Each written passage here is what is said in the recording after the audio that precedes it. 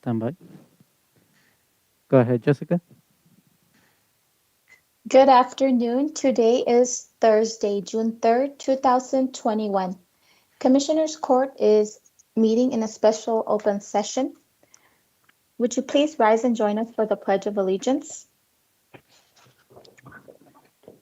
I pledge allegiance to the flag of the United States of America and to the republic for which it stands, one nation, under God, indivisible, with liberty and justice for all.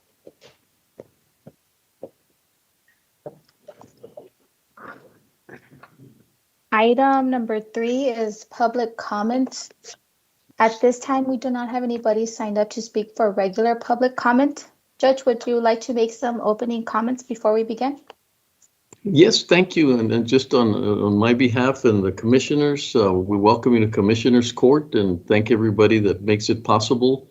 And as you know, special session is a little different. We try to work as many, a little bit of a workshop kind of atmosphere and trying to get to a good place from beginning to end. So we thank everyone that participates. I think it's extremely knowledgeable and you'll get a lot of great information. So just want to thank you for being part of this process and welcome all of you. Thank you.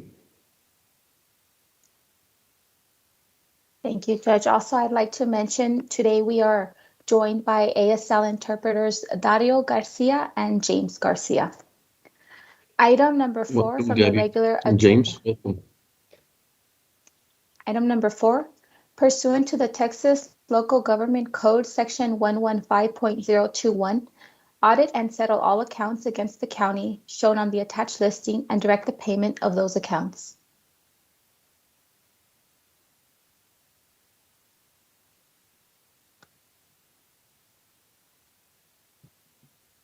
Commissioners, Edward Dion, County Auditor. The pay claims says just the normal vendor payments, the copy of the payroll that's going to be posted tomorrow, and a manual list. If anybody have any questions regarding any of the payments, request your favorable consideration to approve. Questions for anyone? None. Move to Hearing approve. none. Second. Commissioner Olguin. Aye. Commissioner Leon. Aye. Commissioner Stout.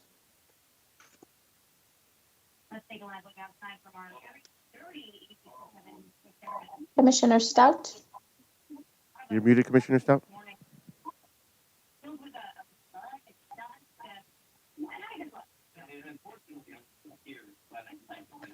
Go ahead, Jessica. Commissioner Robinson. Aye. Judge Samaniego. Aye. And Commissioner Stout. Commissioner Stout is absent or unable to hear him. Motion carries. Thank you very much. Thank you. Thank you, Edward. Okay. Item number 5, discuss and provide staff policy direction on the American Rescue Plan funding. Betsy. Yes, sir. We have a presentation we're bringing up. Miguel, could you bring up the presentation, please? Thank you so much. If you can see it full screen, that's an option on the drop down to be able to see the entire screen. But good afternoon, Judge and Commissioners.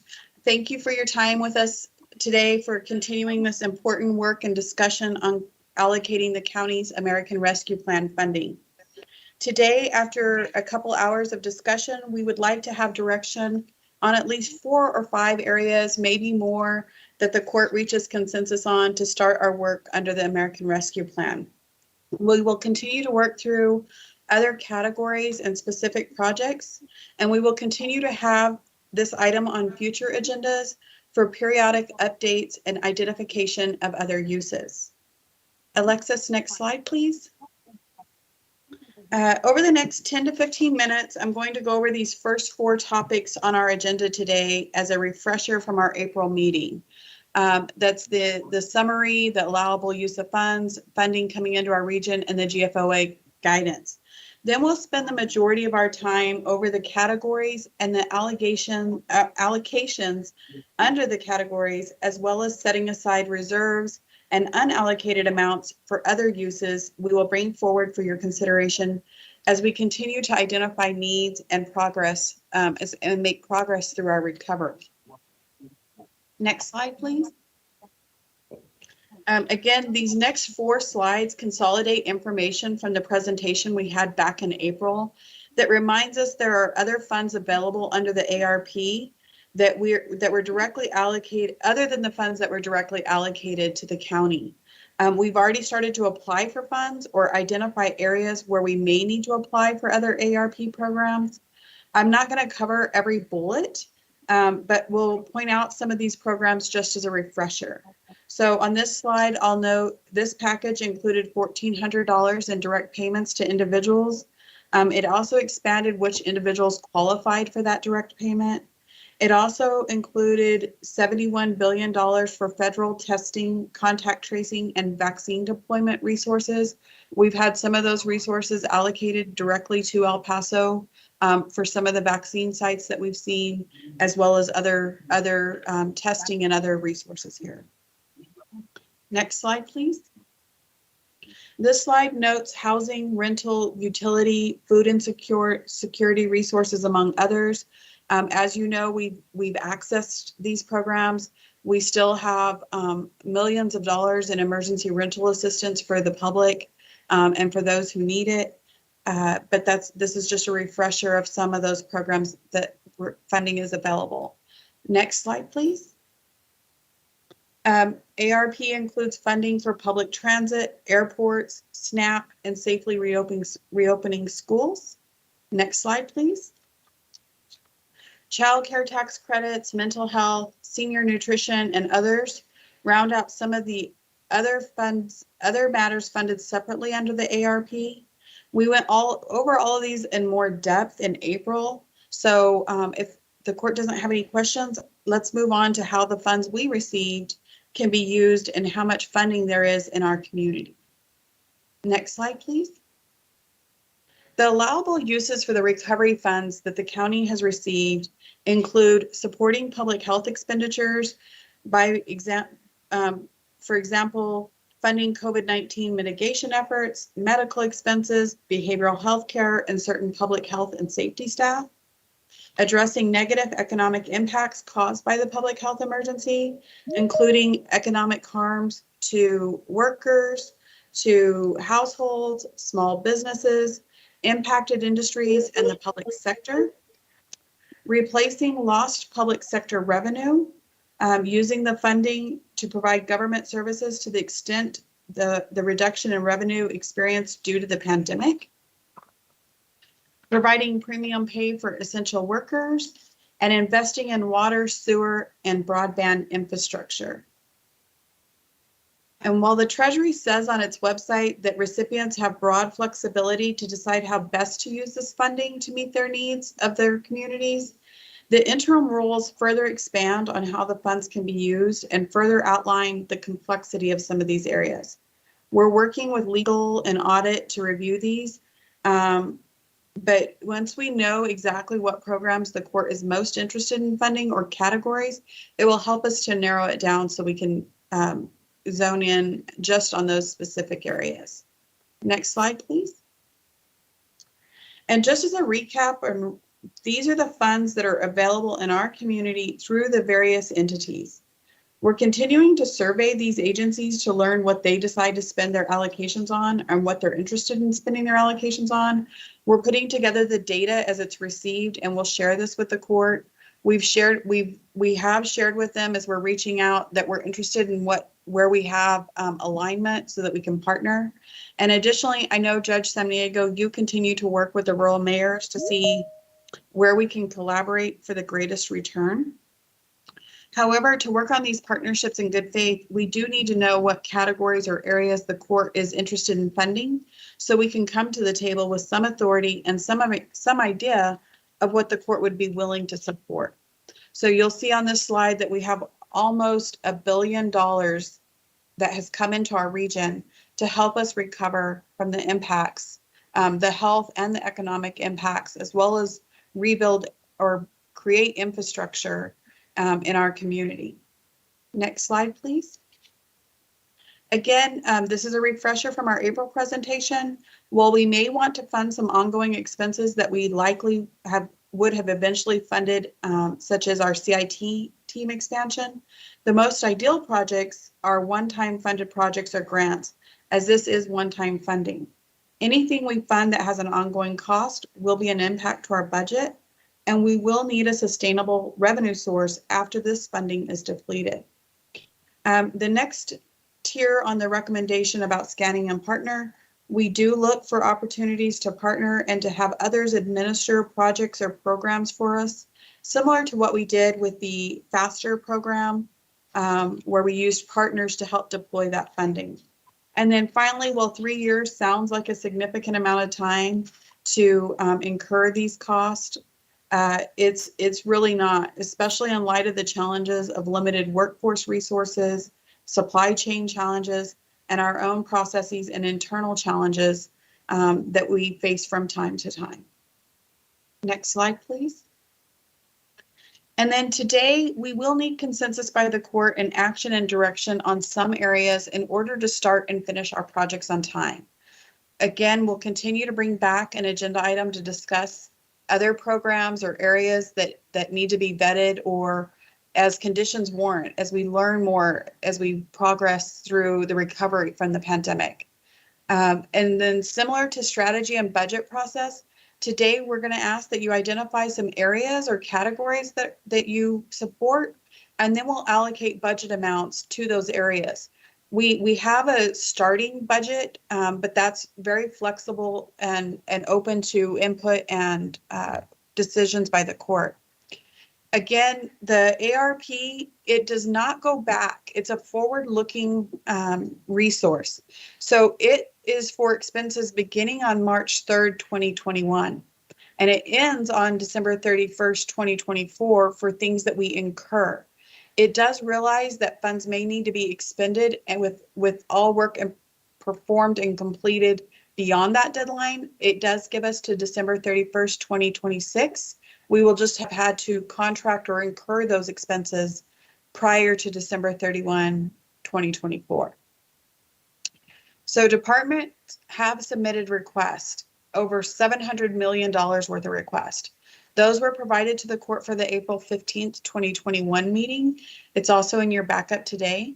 Not all the requests qualify on the surface, and then some are already aligned with some of the court's current goals and priorities. As you know, the funding does come in 2 separate payments. We've received our first payment, and the second payment we should be receiving in May of 2022. The proposals that we're going to discuss today is a first phase of funding. It's within the $81 million that we've received, but some of these concepts do commit us to a second allocation when additional funding comes in. And we'll go over that as we're going through the categories. All areas and specific projects are subject to final legal grants and audit review. Again, as we've looked through some of these categories that were submitted as ideas, and these were just internal ideas, there were some that would not qualify, but we would need to look into them further to make sure there's no direct connection to the COVID recovery. And then, as a reminder, the interim final rules are not final yet. They are actually open right now for comment. We have an agenda item on for Monday to allow us to provide some comment and feedback to help clarify the rules and to help make the funding meet our needs better. So we expect that the final rules will be out sometime after July 16th.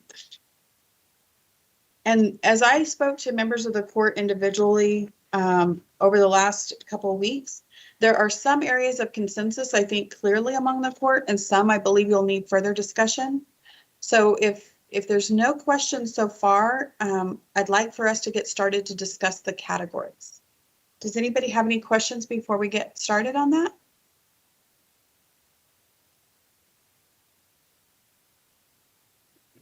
Any questions, commissioners? No? Go ahead, Betsy. Okay, thank you. Okay, Miguel, if we can go back to the slides and go to the next slide.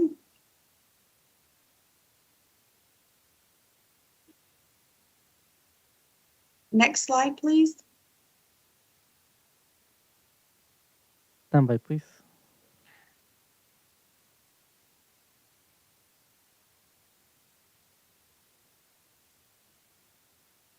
Thank you, Alexis.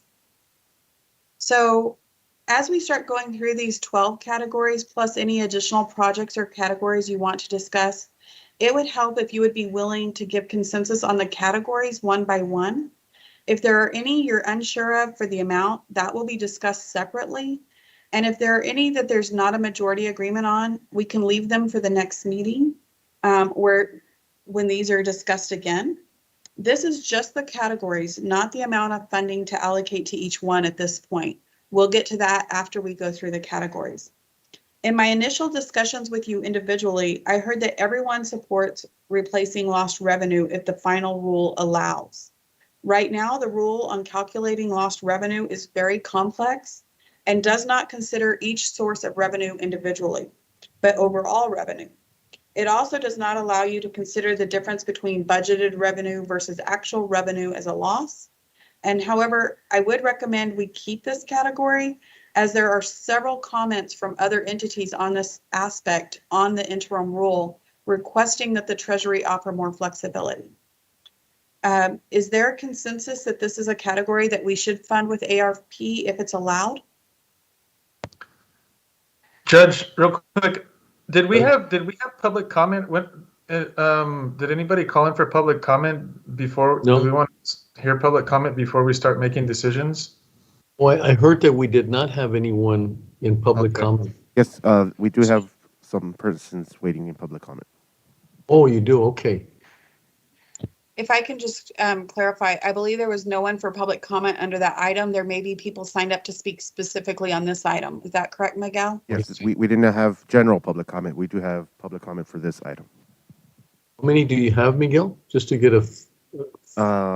We have a person on the public comment hotline and several here on Teams, I believe 2 or 3. Excellent. Would you like to hear the public comments first, Commissioner Stout, just to get a sense? Okay, well, we'll go ahead and do that, Miguel. Let's start hearing public comment. Just 1 second. The first person that we have is Mr. Roman Ortiz. Hi, good afternoon, everyone. This is Roman Ortiz, CEO with Project Arriba. Thank you very much for taking the opportunity to hear my public comment. We are great partners together with the county. You all are our longest partner. We've been around since 1999, and together we've done some really outstanding things in workforce development. I don't need to remind the court, but we know that we are in a great need for helping workers to get out of their dead-end jobs and getting into much better paying jobs. And the only way to do that in this day and age is through quality training. And so Arriba is here to be your partner in that. And one of the areas that we would like to recommend for use of this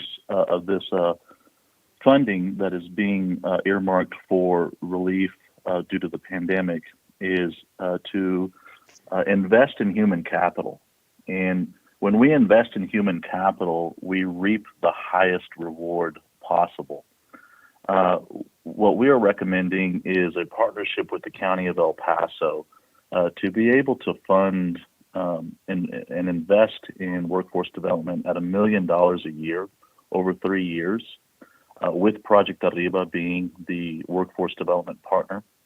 One of the areas and one of the reasons why we recommend that is this will help increase over 150 people additionally a year that we could support, not only in the rural county, but we recommend that this funding would be countywide. So it would include, everybody that lives within the city limits as well as the rural county. We understand that employers are very much needing healthcare workers. We very much understand, and we know that you understand that here in El Paso County, some sobering statistics are true. When you look at 25% of our population doesn't have a high school diploma, and then you look at possibly another 25% that doesn't have post-secondary success, you start to see that our beautiful region of 800,000 people is very undertrained. And then if you look at a little bit closer detail, if you look at 1 out of every 2 head of household women live at or below poverty. But what we have shown and what our latest impact report is showing, we just received it this week from the Hunt Institute for Global Competitiveness. It shows that Project Arriba has now added about $894 million in income to this region. And that for every dollar that has been invested in Project Arriba, $28 is being returned to the El Paso community. And we're doing this because we're investing in human capital. We're taking people who have been tax takers, who have been on welfare and other types of assistance, and within 2.5 years, are able to get them into great jobs in this region, primarily in the healthcare region. Our latest statistics show that on average, we are job placing folks at about $23 an hour, which is far above our goal of $14 an hour, and far above the goal of the premium wage that the county wants to set. And so with that said, we are very grateful for the partnerships that we have had with the county, and we hope that there is an opportunity that this funding could be earmarked to invest in human capital through the innovative and remarkable approach to workforce development that Project Arriba is known for, not only regionally, but nationally. So I thank you very much for this time and attention. Thank you, Mr. Ortiz. Always so welcome in our court. Thank you. Miguel? Next person we have is Mr. Roberto Salas. If you can unmute yourself, sir. Mr. Salas, go ahead. You're currently muted, sir.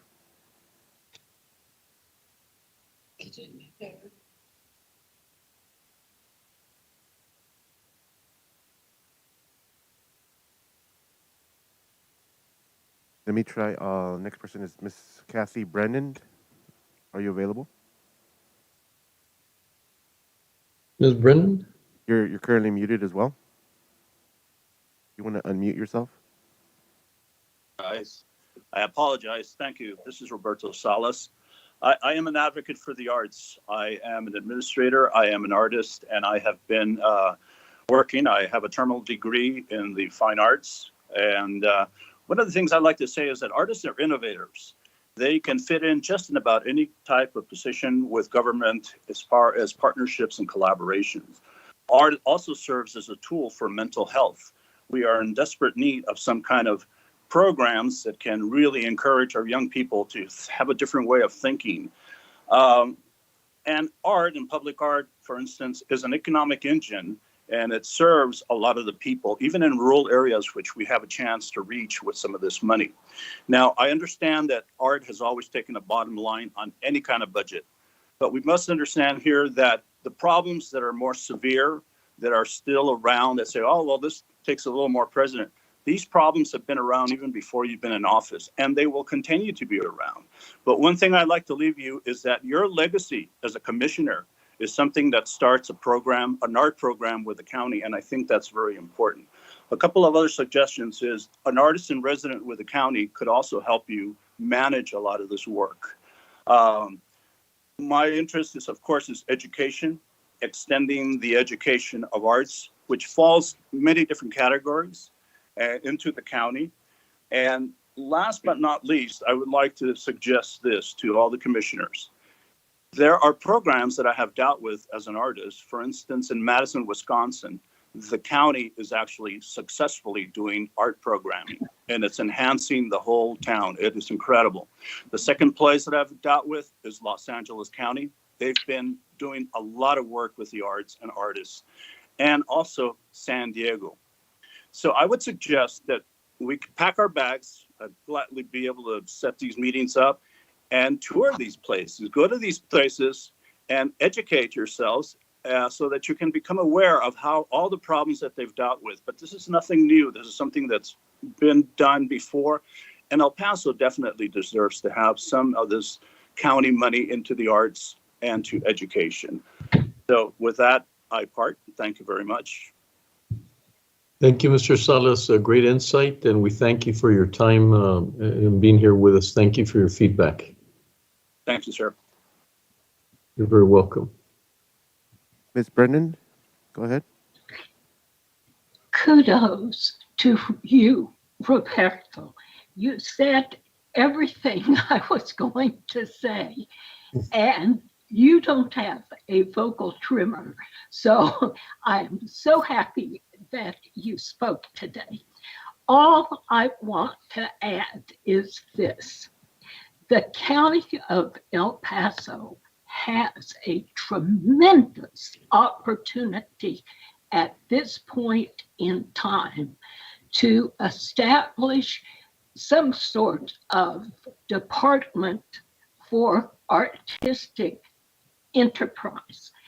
We have, in terms of art, culture, and history in this region, we have a wealth that is too enormous to even count. I am going to prepare for each of you and for you, Judge.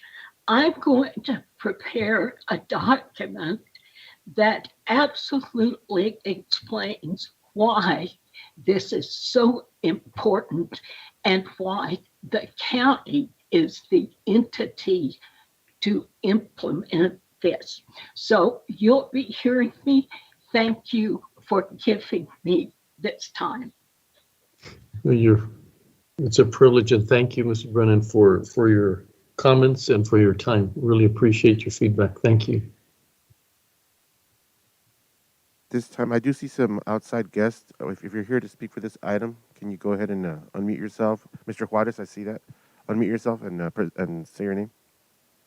Yes, my name is Dr. Miguel Juarez. Can you hear me? We sure can, Yes. Dr. Juarez. Welcome. Okay. I'd like to thank you for giving us time in your meeting to speak about this important issue. I was just on a webinar, believe it or not. It was a Border Digital Humanities webinar, and it had all these people from all along the border that were doing important projects, including art projects. Arts were an important aspect of their presentations. I think the county has a unique opportunity to support the arts. As you know, the arts are an economic driver for a region. And I'd like to petition the County Commissioners Court to find ways to fund art organizations and artists with the American Rescue Plan funding.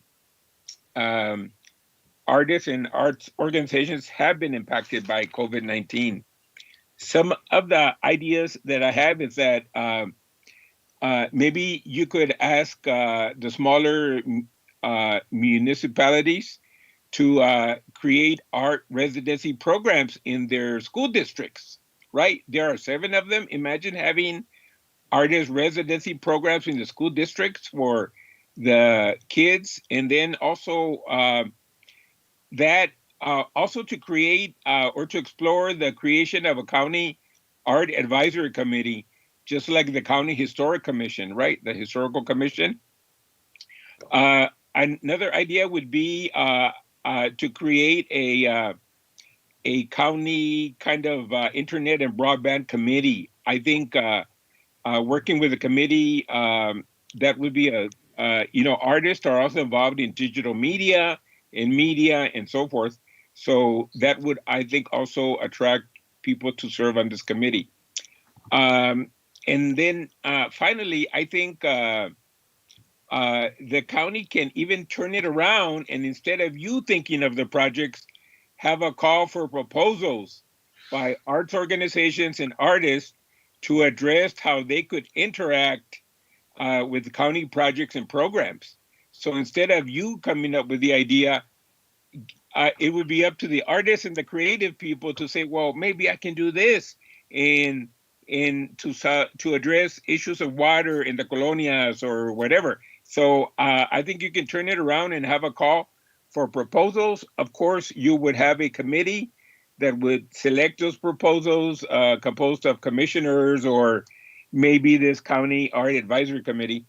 But I think it's all doable with the amount of funds that you have available and the amount of funds that are coming down from the National Endowment for the Arts. I think this is a very unique opportunity, and it'd be great for to have the support from all of you, because it's going to affect all your areas and districts. Okay, thank you. Dr. Juarez, thank you very much for your feedback, and also thank you for everything else you do in our community. We appreciate it, Dr. Juarez. Thank you. Okay, you're welcome. If there's anyone else that would like to speak for public comment on this item? Yes, hello. Can you state your name and then address the court? Yeah, my name is Stephen Engel, and I'm the co-founder and art director for Creative Kids.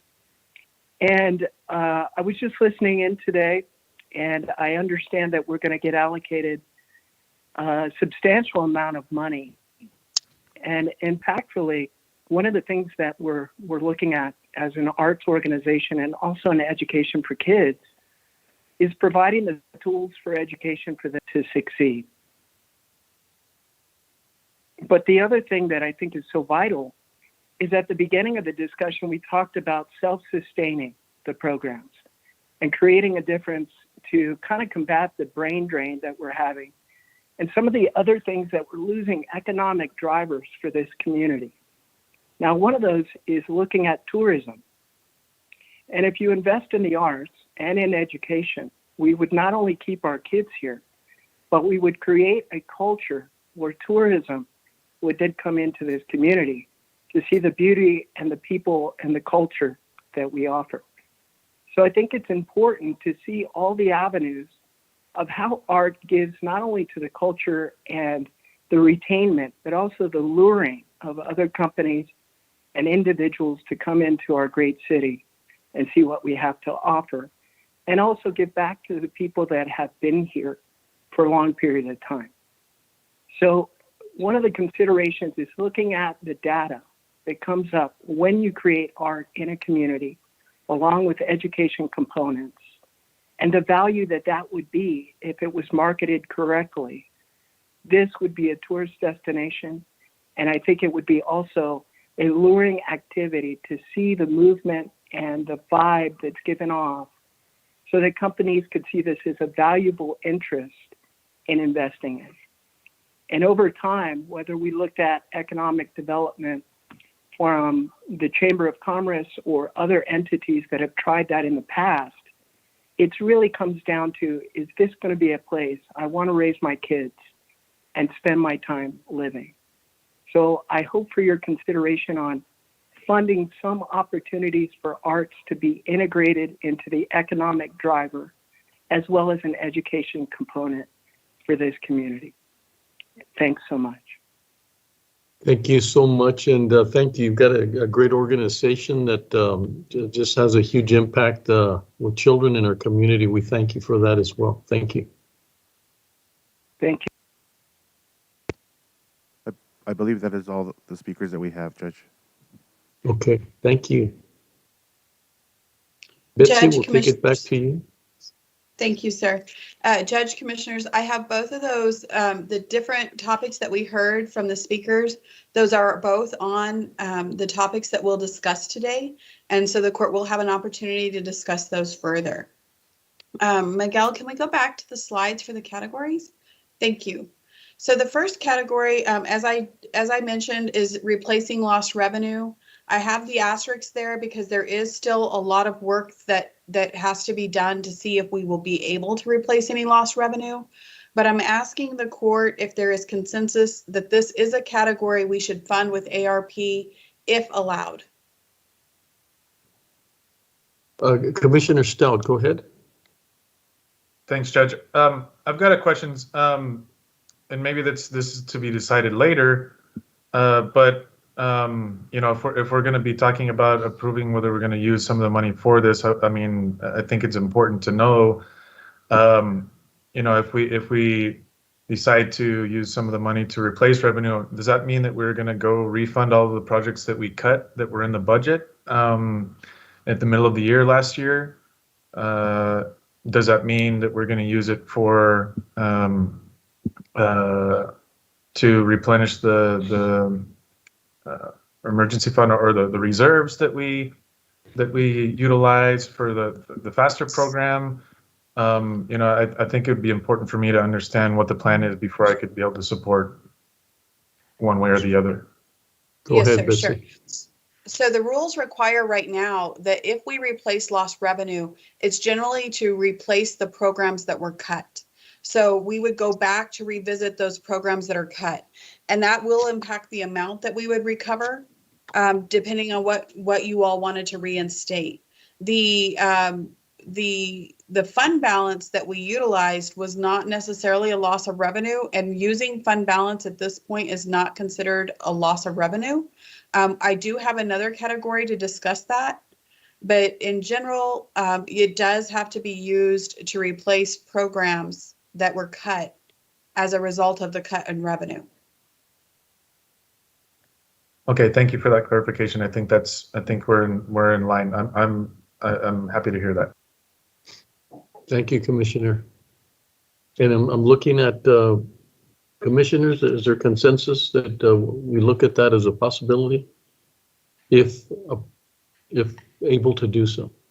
I'm in agreement with that, Judge. I'm just wondering, Betsy, where is the other category? Because my concern was about the fund balance, the 10 million that we used for the FASTER program, and I assumed it was going to be here in the lost revenue, but now you're explaining that it's not. So which is the other category that's actually included? Yes, ma'am. That's under economic recovery phase 1. And there's certain actions we'd have to take to be able to replenish that. And I'll discuss it further under that item. And I do want to give a caveat. Well, we're trying to set up these categories for us to allocate budget. Like any budget, you know, almost every week we have a budget adjustment on Commissioners Court's agenda, because a budget is a forecast or an estimated plan. And as things develop and as things change or rules may change, that it's often changed. So if you say, yes, that's a category I think we'd want to fund, when we get over to the actual funding, you may change your mind when you see, you know, when you're trying to distribute the money between so many categories. So I'm just trying to determine, because I do believe there's some categories there may not be consensus on. And I'd rather not fight over funding for them if there's no consensus for the category at all. Does that make sense? And just one more question. So this 9 million that's here, just preliminarily in the budget, is that just from this first receipt of the 81 million that we've now received? So total, are we looking at 18 million in potentially lost revenue replacement? It would have to be based on the calculations of what we lose and what we had to forego. We cut over $13 million from our budget last year. Our revenue was down over 13 million, but so far based on the rule, I don't think we're going to be able to recover that revenue for the most part, unless the rule changes. And again, so out there on the Treasury guidance on the rules, you can go out. We're going to ask the court for permission to make comments on the rules. Already about 80 other agencies have made comments on the rules, and there's several comments about the revenue issue and how it's being calculated. And so I hope that we will be able to recover a portion of our revenue. So then the total lost revenue was about 13 million. It's for the first year. And then you can calculate it each year based on, right now the rule says December 30, where you're at December 31st that year, as opposed to December 31st the prior year. And there's a lot of complexity to the calculation as to how it's calculated. So our raw number is we're down 13 million in just the areas that we had negatives. However, we had other areas that had positives that offset that 13 million. And so that's some of the rule issues. So we won't know each year what they're going to allow until the rules are final. So for this first year, I said 9 million. I'm being a little conservative because I don't know if we'll be able to offset any of it. But if we were able to offset all of it, it would be over 13 million. Okay. Makes sense. Well, I'm in favor of that, Judge. Myself as well. Commissioner Leon? You're muted. Yes, I'm in favor of it. Perfect. Thank you. So Betsy, you do have consensus. Judge, Yes, sir. Go ahead, Commissioner Robinson. well, I will consider that being on the list is for consideration, but I would not make it my top priority from the standpoint as we go through the list of areas that we need to cover. There, although that's very important to the overall scheme of things, but I want to point out that we have some areas that are very critical, vital to our community, as far as dealing with our people. Broadband is one of the big area, but more so we talk about water, sewage, and stormwater considered. So I can agree with that being on the list, but I would not make it I would like to go through the entire list and tell me which would be our top priorities first. Mm-hmm.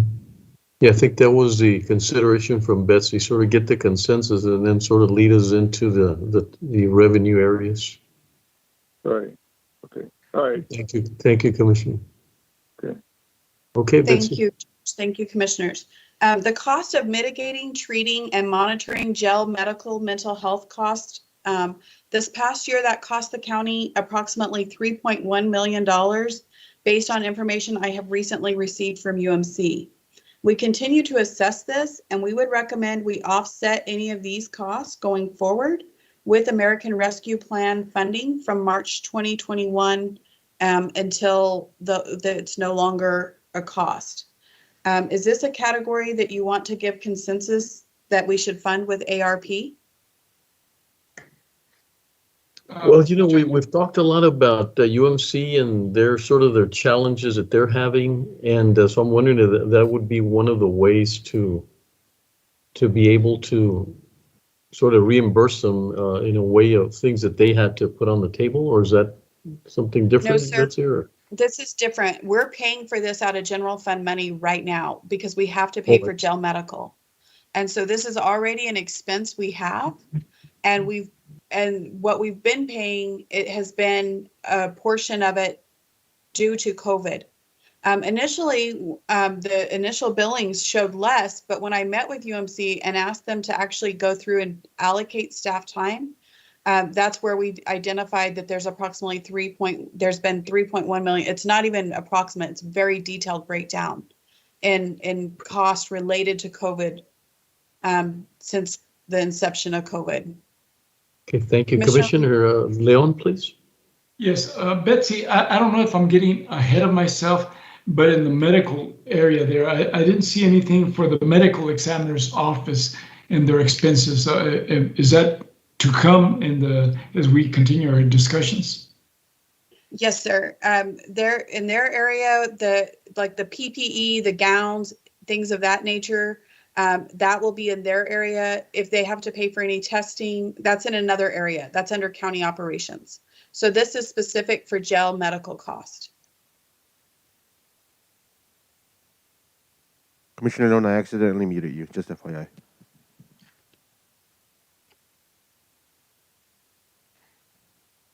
Okay, there he is. Did that answer your question? I'm good, thank you. Oh, he's good. Okay. Thank you, Betsy. Go ahead. Okay, so if there's consensus on that one, we'll move forward. Next is supporting the public health response. This is a slightly broader category, but it includes the mobile command units, our critical communication strategy that was the task force recommendation, as well as ongoing requests from the court for reaching the hesitant and last to vaccinate population. And it includes our vaccine hesitancy studies with Paso del Norte Health Foundation, staffing and resourcing county vaccine events with ESD2, constable staffing for the first year beyond what we've already funded. I will note the constables are asking the court to commit to 3 years of funding from this first round of allocation. You will discuss the amount and how long you want to commit to when we actually move to the spreadsheet for the cost allocation. This category could also be used for any needs that arise during the booster era that we will be approaching during the next 6 to 7 months. Do you want to give consensus that this is a category that we should fund with ARP? And this includes the request that was made by ESD2, correct? This Yes, is where that ma'am. would be? Yes, ma'am. Commissioner Stout, go ahead. Can you clarify what that request is? Yes, so ESD, yes.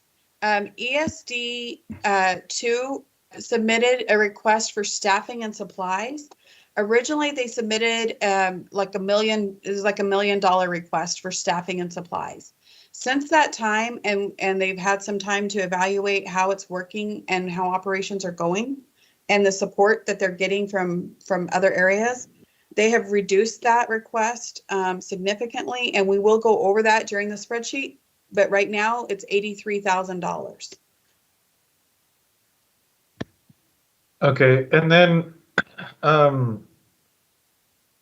can you clarify what the constable role is going to be? I mean, I understand that before the constables needed to be utilized because we had these hub sites or these big vaccination sites where they had to control traffic and things like that. But that doesn't seem to me that's going to be the way that we're going to be going about getting the vaccine out, moving forward. And so I'm just curious as to what that is for. Sure. So it would be for a few different reasons. First, it would be the continuation of trying to deploy boosters, also trying to reach the hard to reach, doing these smaller outreach in areas in the outlying areas, and in with the homeless, with downtown, etc. So continuing to do some of that smaller scale outreach and vaccine sites. And then also, as we start lifting all the moratoriums on evictions, and there will be a greater demand for their services to help. And what they have put together is a proposal to be proactive, to try to work with landlords and individuals just to help us promote the program of avoiding eviction, trying to get people connected to our general services as they're being asked to serve those evictions, trying to go out in advance to provide information to individuals. And I definitely believe they have a pretty robust presentation that they could provide to the court. You're not approving that particular program today. That once we have these budget categories and an amount set up, we'll bring these back for actual approval under those categories. Okay. I mean, I just wonder if it's a better idea. I mean, if a lot of that sounds to me like something that a civilian could do, not law enforcement. And it seems to me it could be question why we're using law enforcement who are probably paid higher salaries and have different duties to do something that we could probably, I don't know. I mean, some of the things that you described could probably be done maybe through our community services department if we funded something through them and at a cheaper, less expensive, in a less expensive manner.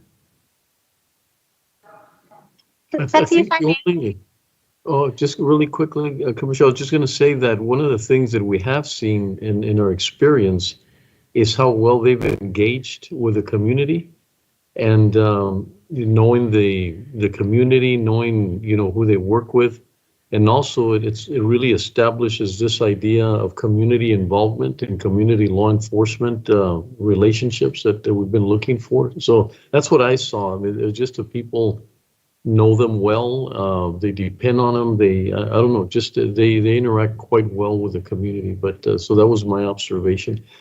Commissioner Holguin, please.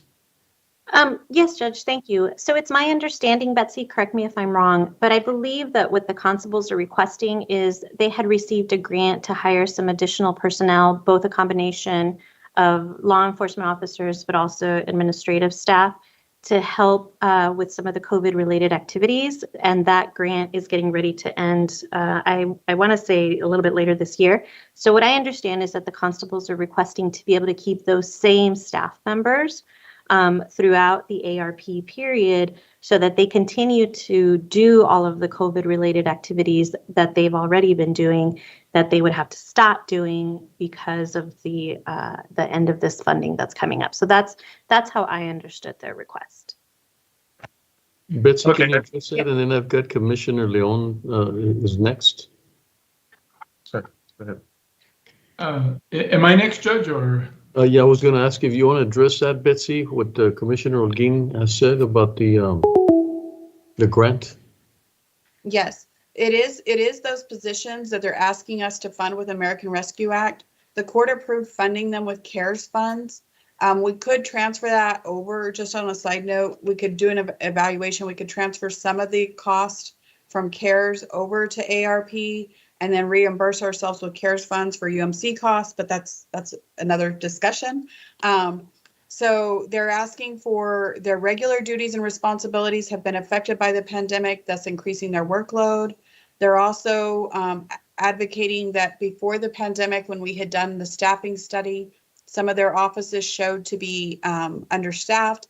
And so they're saying that justifies as well continuing these positions to help as they recover. The request also includes some overtime funding to their offices to provide services to the community. They're also wanting to deploy personnel as needed and still carry out their regular office duties. And then they're still continuing to work testing sites, food banks. They're on the enforcement court orders, as well as vaccine sites. They're wanting to be prepared for booster vaccinations, and then the rental assistance resources. And then also they're working to become trained on mental health. Several of their team have already been trained. 14 of 29 have already been trained. They're wanting to also use some of the time by having the additional help to do that as well. And then part of the request is a small allocation for equipment as well. Thank you. Go ahead, Commissioner Leon. Yeah, thank you, Judge. Yes, I just wanted to follow up on some of the items that Betsy had brought up and also Commissioner Holguin. In their request, there's some signage that's very necessary. I think as drivers drive up, we will have COVID-related events for the next 2 years. There's no doubt. There's a lot of boosters that are in the future, but also as I talked to some of the constables, there are some things that a civilian can do. It doesn't take a peace officer to do. Now, if you look at traffic control, it has to be a peace officer. So there's a lot of safety controls, traffic control issues that we absolutely have to have a constable there. So I think as we move forward, we can get into the details a little better. But there are one or two things that can better be done, more efficiently be done by somebody other than a peace officer. Thank you. Thank you, Commissioner. So does the court support having this vaccine deployment category? Yes. Yes. Yes. Yeah. Okay. The next category is county public health operation needs. This is where we would budget internal costs like PPE for the medical examiner's office for all county staff, including facility maintenance, law enforcement, and jails. technology needs that we continue to identify as we transition back to on-site and to public interaction, such as the VoIP communication system, which is an existing need and will make remote and online communication more sustainable. Building modifications, signage, air purification systems, sanitization supplies, even like the hand sanitation systems, as we're reopening and seeing where all there is a need. So is this a category that there is consensus to fund with ARP? Yes, I think it's very well aligned, very well, especially the air systems and things that we're looking for the future as we move forward, and that it'll be one-time funding and utilize them for a long time. So I'm in agreement on that one. Okay. Yes, you have consensus, Betsy. Thank you. Okay, administrative costs for deploying the funding, such as hiring a contractor, project management, legal, accounting oversight. And again, this might be overtime, this might be temporary staffing or contractors. But in order to successfully add and deliver on $163 million in projects and programs, we will need support, including these types of positions, as well as an expert to help advise and guide us on our most efficient funding sources for the work being done, to help us know and scan what other federal funding is available that might offset some of these expenses. Is this a category that the court agrees that we should fund with ARP? Betsy, just a comment. Is there, have you looked at any outsourcing? Are there, people that actually do this versus the personnel? Because then it's the expertise is there, plus you don't have them on an ongoing basis. So can you comment on that, please? Yes, sir.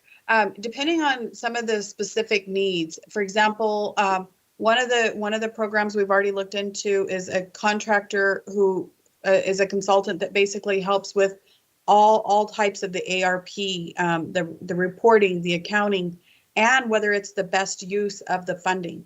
So, and when I say the best use of the funding, they may come in and tell us, you know what, you can go to FEMA and get 50% of that reimbursed, or you can go to another ARP program that we may not be aware of. I was on a call this week with some of the art community and Commissioner Stout's office, and they mentioned the National Endowment for Arts, who received money through ARP and has grants. So that it would be a consultant who helps guide you on that, and also on your accounting and reporting on the grant. It's such a broad spectrum, right? I mean, it's just you require so much expertise. So I'd be inclined to look at that, because it would be Commissioner Stout, go ahead. Judge? Commissioner Robinson, let me have Commissioner Stout first, and then Commissioner Robinson. Okay, go ahead. Thank you. Go ahead, Commissioner Robinson. I'll defer to you, and then I'll speak. Okay, go ahead, Commissioner Robinson. Thank you, Commissioner. Judge, let me add my thoughts to this. One, we talked about the funding that we're getting for this one particular category. My thoughts on this is, one, we look at short term, then we look at long term. I had mentioned this once before, and it's something that I did at the city when I was on city council. We have a multitude of departments that apply for grants, but do we know who the status of those grants? So what we did is that we had a problem with make sure the grants were submitted on time, that they would comply with all the requirements for compliance with the grant. So we had established a position that whereby this one person was not total. In other words, they didn't actually do the grant, but they were the grants monitor to make sure that all grants are submitted in a timely manner, all grants are complied with as we go down the road. So I would like to say that in doing this, if we say hiring an outside consultant, I would prefer that we have someone that we know on staff that is responsible for monitoring all grants to include this funding for this program. These are short term. Well, I'm looking at the short term as well as the long term. In the long term, we have someone to monitor all funding grants that we get throughout the year. and compliance with it on time. Sort of We a do have governance kind of. We Go do ahead, have that Betsy. department in two different categories. We have a checks and balances system as well. We have a team that scans for grants that are available, that ensures that departments are reporting. They help departments as well with applying and like some of the grant technical aspect, where the departments have to have the scope of service technical expertise. And then in auditor's office, we have grant accountants who are ensuring that we are always complying with grant requirements, reporting, things of that nature. This is an unprecedented amount of funding, $163 million, and to have a consultant to be able to help us know what types of expenses could be offset other places, and to know to help us get the most out of this funding and draw down other funding. I think the cost would be minimal. And I do want to be clear, that's one element of the types of staffing I'm talking about.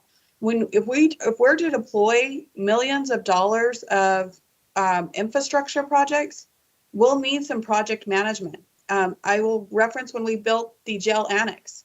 I think that was a $27 to $40 million project. We brought on outside project management. And that's necessary to stay on top of these contracts to make sure we're getting what we pay for. So that's what this category includes. You have an enormous amount of contracts that will be produced, and we'll need quick turnaround. So we'll need legal support for that. Just the tracking and the oversight is going to be enormous. And as I've mentioned to the court before, when we've received this type of funding in a large allocation at one time, this is an area where we have not had the resources to do it as quickly as this is going to require. Mm-hmm. So I just don't want the court to not provide itself that. Go ahead, Commissioner Robinson. Well, I understand the concept of a project manager. You know, that's okay with me as a project manager for a specific project. What I'm looking at overall now, to make sure, because we have had some lapses on some of our grants where they were not as far as compliance, and make sure we get them in on time, or that we comply with, make sure that we utilize the money for the purpose, the intended purpose, and we met all the requirements stipulated by the grant itself. So that's my piece on the one is the project manager with Ms. Betsy. I appreciate that, and I understand that happens in all entities throughout the nation. But I'm talking about someone that is overall responsible, not actually doing the grant, but make sure that all the grants are complete. So if we got staff that's doing that, I would like to suggest that we consolidate some of those people who are on staff now, if that's what you're saying. Make sure that we have someone who is overall responsible to make sure all grants are submitted on time and complied with. So are you saying that we have someone that in various departments doing that now? So well, it depends. If there's a specific department, they're responsible for managing the grant. So if there's a grant, for example, in community services is responsible for managing that grant and making sure that it's being deployed and that it's meeting its requirements. And then as far as reporting, on the reporting end of it and the accounting end of it, that there's a function in the auditors that does that. And then the grants compliance or the grants team helps writing grants and helps departments with any materials they need to help submit reports or requests for funding. So it'd be the department that has the grant that would be ultimately responsible. We do provide the court a really detailed breakdown and update of our grants every year. It's actually scheduled for next month during your special session. Well, once again, I understand that part of each department is responsible for the grant. What I'm saying is someone that, let's say, for example, let's just take you, Betsy. So, okay, you got department heads in various departments, right? Yes, okay, sir. but who do they report to? Yes, sir, me. They report to you. So that's what I'm saying as far as this person or person, that each department has the responsibility for the grant. Yes, as far as submit for the grant, executing the grants, etc. But at the same token, like once again, I'm not trying to be critical. I'm just trying to make a point that it'd be good for us to have someone to oversee all grants throughout the county. Yes, Make sir. sure. Okay, Not do the grants, but you understand what I'm saying. yes, sir, I understand. A grants compliance manager overall. Yes, sir. Okay, I'm speaking from experience because that was something that we did when I was, and in fact, I was the one that initiated to get it started because we were having problems with departments to do the grant as far as compliance. Make sure, because we can ill afford to make sure that we don't have any lapses on grants. But that's my thoughts on that for now. Yeah, thank you, Commissioner Robinson. I think the little caveat I threw in there was the expertise of knowing what's out there as well, and that would take a tremendous amount of understanding. Like you said, there might be other opportunities out there that sort of match our opportunities, or so that's the one that I'm concerned about as to whether we could gear up that fast to be able to have that level of understanding of all the things that are out there. And there, like you said, the endowment for the arts. I mean, we could have been blind to that had not someone brought it to the table. So, but anyway, go ahead, Commissioner Stout. Thanks, Judge. And just to dovetail, I mean, I agree with Commissioner Robinson. I don't know if we're getting off topic here, but I agree that, and that may be something we want to have a conversation about just in regular budget, because I think we need to bulk up our grants team and write more grants as well, right? The one thing that I would just want to clarity on is that, we would also, this money or whatever we do with this, we would also be utilizing it to look at all those other programs that are coming down from ARPA and make sure that our community is drawing down the maximum amount from all the other things that were on one of the slides that you presented today and that's been presented to us in the past. I think that's important, not just to be able to help us administer what's going on within the county itself and the money that we're getting, this $162 million, but also just to make sure that we're not leaving any money on the table and maximizing all the income that we could get from other sources from the ARPA. Yes, sir. So, Edward, Dion, I believe you wanted to also add something?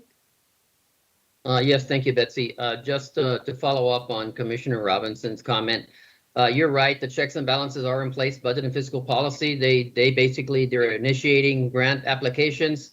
They deal with the programmatic administration and reporting of those stats, and the auditor's office is responsible for the financial accounting from the day one when the grant comes in for grant compliance, grant reporting, accounting. So just to answer Commissioner Robinson's question, is that we had discussion prior to knowing we were going to get this money in, that in the event that we did get this money and we had big projects coming in any event, we were probably going to need additional staff, maybe funded through these funds. And we would work on that if the need arose.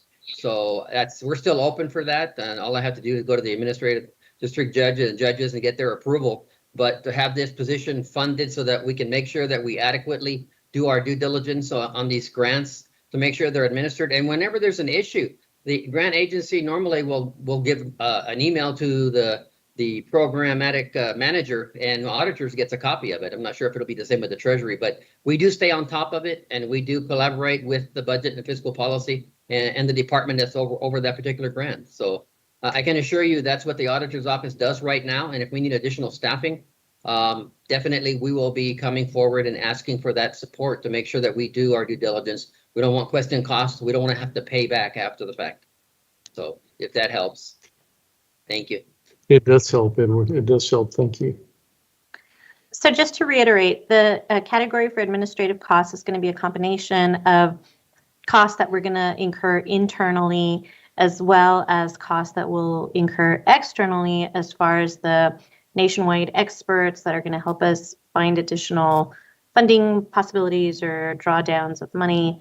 But I imagine most of it is probably going to be for internal related expenses to oversee.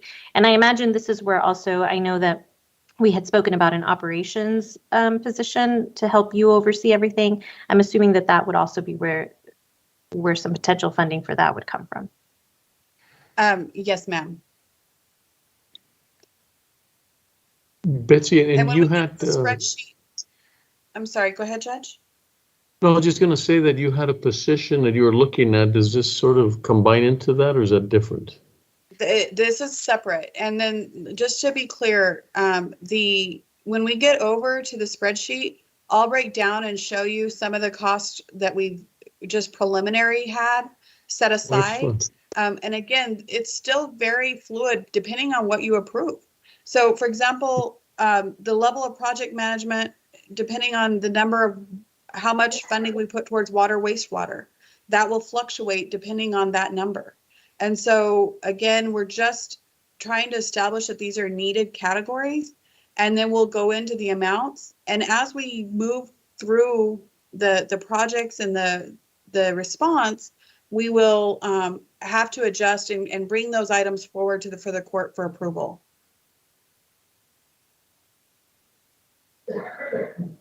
So I'm hearing, based on the conversation, that there is a consensus to create this category, and then we will get into the details of what all we're going to add under that category. I've heard the feedback on the grants and the grant compliance and the importance of that as well. Yeah, very holistic approach, but we're on track. Thank you, Betsy. Thank you. As we complete the broadband study with the Hunt Institute, we're identifying underserved and unserved areas of the county. We can leverage ARP funds to partner with other entities and the private sector to cost share in the expansion of broadband. The federal program, there have been some federal programs, including a recent federal program, which has supported 2 to 3 expansions going on currently in El Paso County, had every federal dollar matched with approximately $3 in private funds. So we do not know what ours will require, but if we partner with some other municipalities and the school districts, we should be able to pull down some private investment to help expand broadband in underserved areas, as well as support programs to increase adoption of use. This would be us partnering with providers, local providers, regional providers, to help fund this, because they will be in the end, they'll benefit from the service, selling the service to households and businesses. So again, this is also something that's being worked on by Congresswoman Escobar, but this would help us with some additional programming through some private partnerships as well, private-public partnerships. Is this a category that the court agrees by consensus, Commissioner Stout? Just Commissioner Stout, go ahead. I just had a question. I just want to make sure that what we're setting aside is enough. I mean, I understand that maybe some of the school districts might be using some of their money to invest in this, and some of the other communities that are getting money, but I just want to make sure we're not selling ourselves short here. So when we get over to the spreadsheet, Commissioner, we can definitely get into the dollar amount adjustment if you want to increase it. The reason why I started off with 5 million is if you look across the $1 billion coming into our community, if everybody allocated an amount, and this is the first tranche, of course, we'll have a second funding as well. But if everybody funded a portion somewhere between 5, even some portion of their allocation. And I do think that some of the schools, plus with some of the other federal funds coming down, and with a private partnership match, I think we could make, within the time frame allowed, I think we could make a pretty significant headway onto that once we have that study completed. I know the Fabens project, which I think is expanding to 900 households, was a $5 million project total. And that included approximately $1.5 million in federal funding and $3.5 million in private investments. Yeah, I mean, I really think that we need to strive as hard as we can for countywide access to broadband, and just want to make sure that we have enough. I agree. And And we've will said, definitely Betsy, be able over to and adjust over that that, amount. Sorry, go we've ahead, said it Judge. over and over, there's no way we'll even touch that initiative by ourselves. I mean, it's just so big. And I know the rural districts, I mean, everybody's trying to figure out. That's why I think trying to understand, but a commitment so that we don't do, I think what Commissioner Stout is saying is that we rely on something, then we fall short. But man, if we could have a commitment from each one of the stakeholders, I mean, that would really help, because I think it just requires one big bang, and it's a lot of money for us to be able to take on that by ourselves. So we looking forward to understanding what their commitment is going to be. Thank you, Betsy.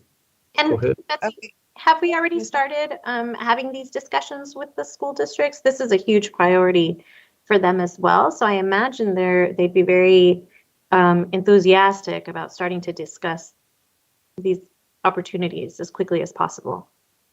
We've had some preliminary discussions before the funding was actually allocated, if you will, or as it was being allocated.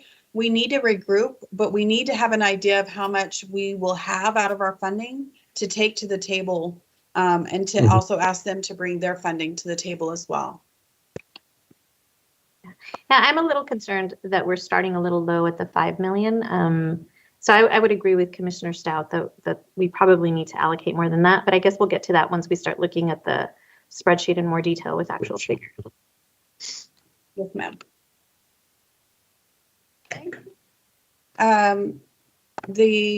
But I am hearing consensus that this is an area that the court does support. Definitely, yes. Okay. Yes, it Okay. was at the top of the list. Yes. The county has over $350 million in need for water, wastewater, and stormwater infrastructure needs, and I'm sure my estimate's extremely low. Basic infrastructure to improve access to clean drinking water and improve wastewater and stormwater has been identified in various plans we have. Public Works has identified the top 12 water and wastewater projects based on both need and cost effectiveness that could be undertaken within the allocated time if the court has consensus that we should fund this with ARP dollars. I do want to note there are other projects that need funding, and there are grants that come in over time that allow us to chip away at these projects. But an infusion of funding for these top 12 projects would literally advance us 20 plus years in a short period of time. So is there an agreement that water and wastewater should be a category in our budget for ARP funds? Betsy, I think it warrants the same approach of looking into others that receiving money for that. I mean, I think there's several of these items, but these two in particular, broadband and this water and water surge is it's going to have to be a big collaborative with the waters and muds and everything that we could do to sort of address it in unity.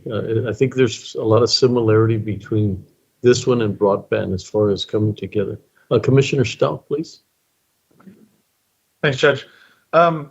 This is one where, I talked a little bit about it at strategic planning, where I feel like this may be an area where we can definitely use bond money to do, and it might be better to use the cash that we're going to have in our hand to spend on other things like economic recovery and because I don't see a lot in the list in the way of direct, I guess, direct services or direct payments to people or businesses to try to help them, again, not finish weathering the storm and not just survive but thrive. And I feel like, you know, it's definitely necessary. I mean, I 100% agree that we need to, as a county, address this issue, but I just feel like it needs to be addressed probably through bonding, because we can't bond for these other things like the infusions into the economy that I feel are also necessary. I mean, we heard some of the artists come on from the creative community, and there's a lot of folks that were left out of past stimulus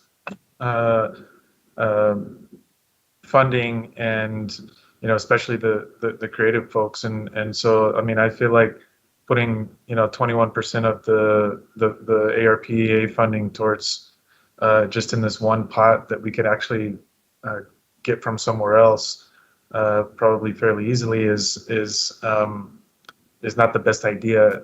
I feel like we could spend more on the folks that are in need of something right now. Great observation. Commissioner Holguin, please. Thank you, Judge.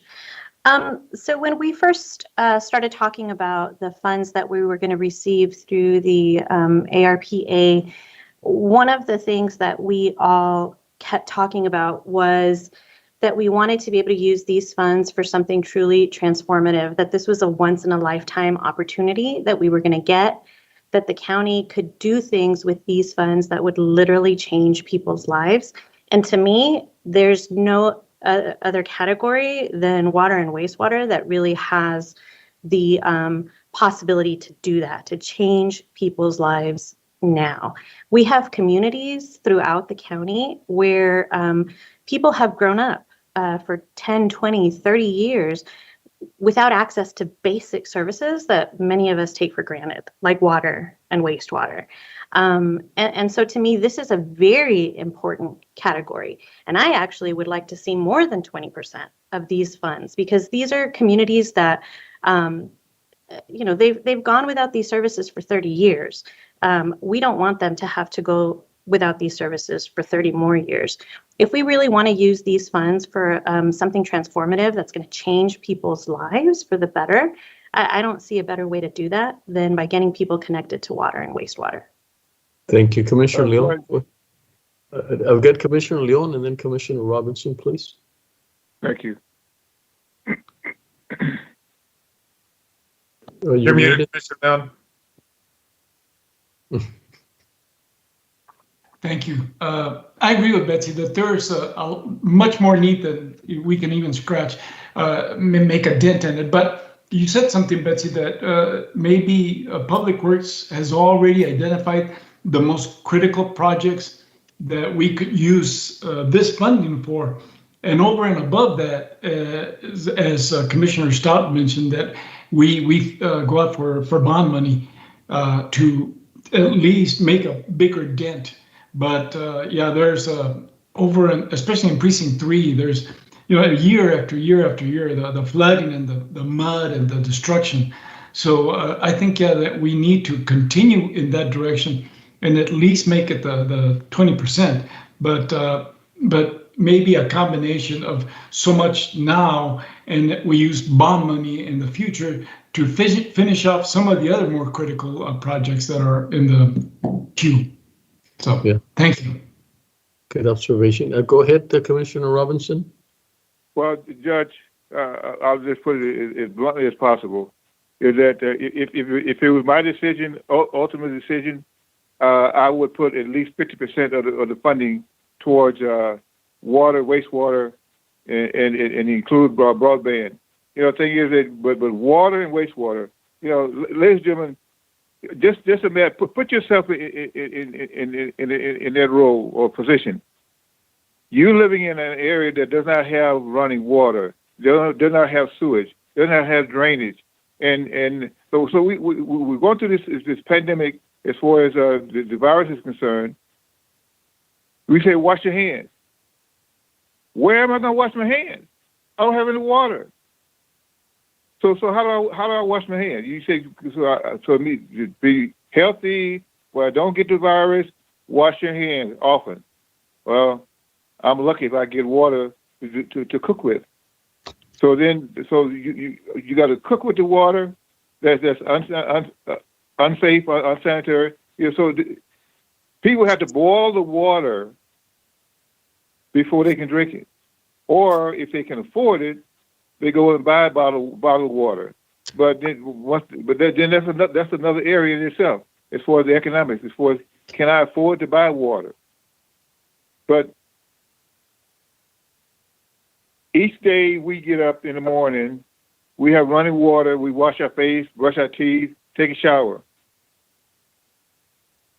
Go out to some of the areas that don't have running water, don't have sewage. Put yourself in so we say, kick the can down the road. We just keep kicking that can down the road. We keep promising people, we're going to do something, we're going to help you, we're going to take care of you. But when? Like Commissioner Hogan just said, 10 years, 20 years, 30 years. Some people have lived most of their life in those areas, or some have lived all their life in that area. No sewage, no water, no drainage. But yet we say, we care about you, but we'll spend the money on something else, but then down the road we'll go for a bond. How long will it take us to do a bond for that? So that, once again, we just kick the can down the road. So the poor people who need our help, we have a golden opportunity to make a dent, make a big impact. Let's spend the money where we get more bang for our buck as far as people are concerned. Thank you, Commissioner Robinson. And as you said, Betsy, when we start looking at the spreadsheet, I think we'll begin to make the necessary adjustments from the comments that we've heard today. Yes, sir. So I've heard a consensus to include that category. The next category is for UMC expenses. They have submitted a proposal for some reduced revenue, some vaccination deployment cost, and some increased cost due to staffing cost. This is an area where we're going to still need significant more analysis. And we need to meet further with UMC regarding the information they've provided so far. Based on the guidelines, some of their expenses were before the ARP is allowed to be used. And some of their expenses, we will have to evaluate whether or not they meet the ARP requirements for reduced revenue. So again, I don't know if all their expenses will be covered, and we don't know how much we'll be able to offset if the court is inclined to, but I would like to ask the court to budget or allow this to be a category to consider further as we get more details on UMC's expenses. Mm-hmm. And just for public information, they will not be getting any money themselves, which is quite shocking, but it's a reality. So I think we owe it to our partnership to see where we could help out. So, Judge, if I may, sure. definitely I agree that we have to have a category and have some funding set aside to help support UMC. We know that there's going to be continued vaccination efforts, and they're going to need our help and support, especially as the judge mentioned, they're not receiving their own allocation of funding. But can we make sure, Betsy, as you're going through their budget, that we're all collaborating together so that I know that the city is going to be, I'm sure, using some of their funding to continue their vaccination efforts, so that UMC could potentially, so that we're not duplicating efforts, so that the city is concentrating on vaccinating the vaccination efforts within the city, and UMC can concentrate on the vaccination efforts outside of the city limits, out into the county. Just if we could make sure we have that type of information. I'm sure that they're already doing that. I'm sure that they're already having conversations with the city, but just if we can make sure that the budget reflects that. Yes, ma'am.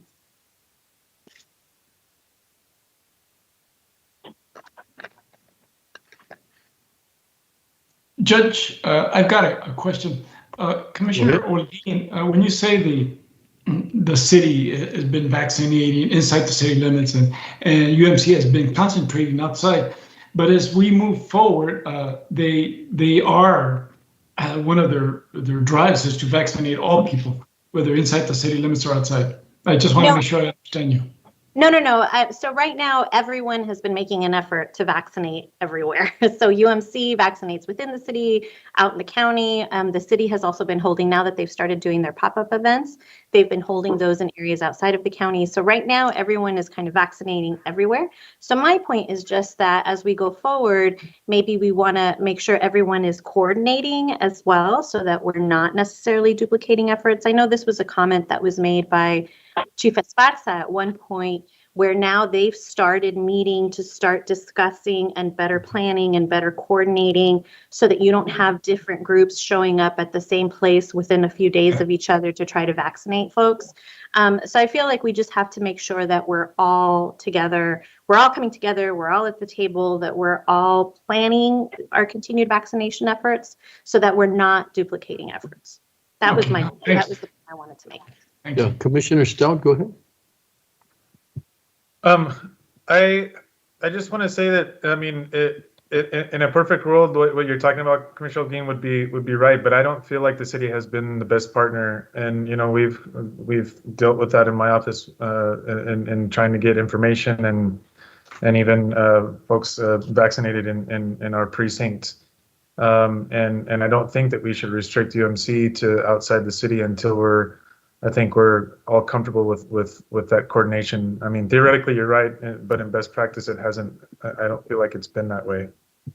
And I'm thinking more of like the large hub models, right? Maybe the smaller events, I think definitely there's less room for duplication of services, but mostly I'm thinking of like the large hub models, and whether it continues to be necessary to have two separate large hubs. So just something to look at.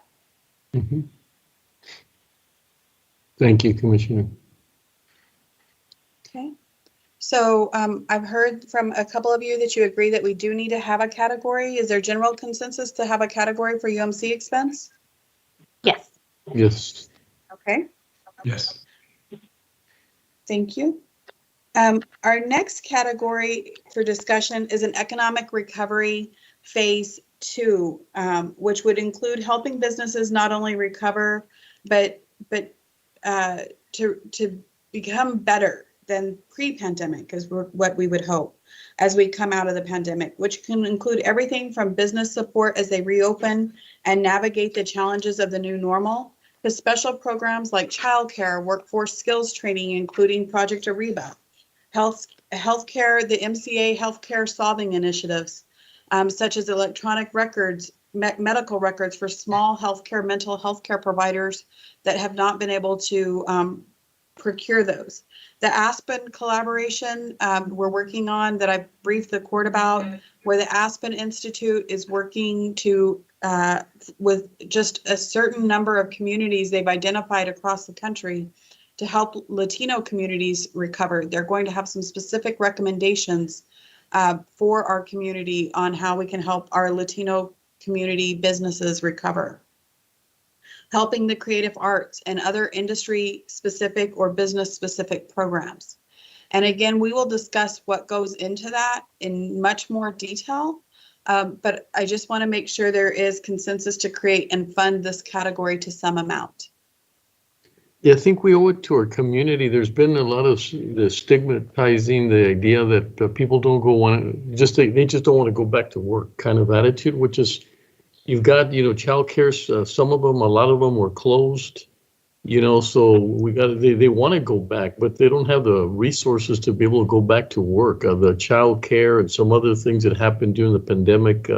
So I think we have to keep a really close eye on stimulating the economy, but by helping, and I think Commissioner Stout talked about this, if there's an infusion in those areas to stimulate, going forward. But yeah, I just hate to hear when people are saying, they just don't want to go back to work because they're getting stimulus checks. There might be some truth to that, but I think very little. But the real are the obstacles that were created during the pandemic that don't allow people to come back they took care of their child and they no longer have someone to take care of them, and just a lot of things around child care and training, being able to, they've lost their job, so they got to move into another area and they don't have the training that to come along with that. So lots of things we have to do to create that transition. Commissioner Holguin? Betsy, for this category, will we be reaching out to other organizations that maybe have similar types of programs? Like, for example, I'm thinking of Workforce Solutions Borderplex. I know that they have childcare and workforce training. Again, I just want to make sure we're not duplicating services when we could be supporting another organization within the area instead of just taking something on ourselves. So I'm assuming we'll be talking to all of these other organizations that can provide some of these same types of services Yes, already. ma'am. Yes, ma'am. That's part of the Scan Partner, and what we did. We did partner with Workforce Solutions as an example, and others. But that's exactly how we would deploy a lot of these programs. Project Ariba, Workforce Solutions. Other community partners that we could work with. One of the things when we get over to the spreadsheet, Michael and I talked about was even we might need some like needs assessment. And so we might need an outside agency, local outside agency to help us with that, to make sure we're funding we're filling the right gaps. Mm-hmm. I know, and I know I'm the one that keeps saying we'll talk about funding when we get to the spreadsheet, but I do want to note this is a category I think there's not enough funding allocated to. When you see my spreadsheet, you'll see I even have a much higher number on I have a separate spreadsheet for each category, but I know the court will have its own thoughts and ideas, but as I mentioned earlier, $163 million sounded like a lot of money till we started looking at how much need there is. Yeah, I agree 100%, Betsy. I mean, I was going to bring that up myself, that it seems to me that this category needs to have more funding than it does, or at least than is proposed right now. Yes, sir. Thank you, Betsy. Go ahead, Betsy. Okay, so as you know, we utilized $10 million in our fund balance with our economic recovery phase 1, which was the FASTER programs.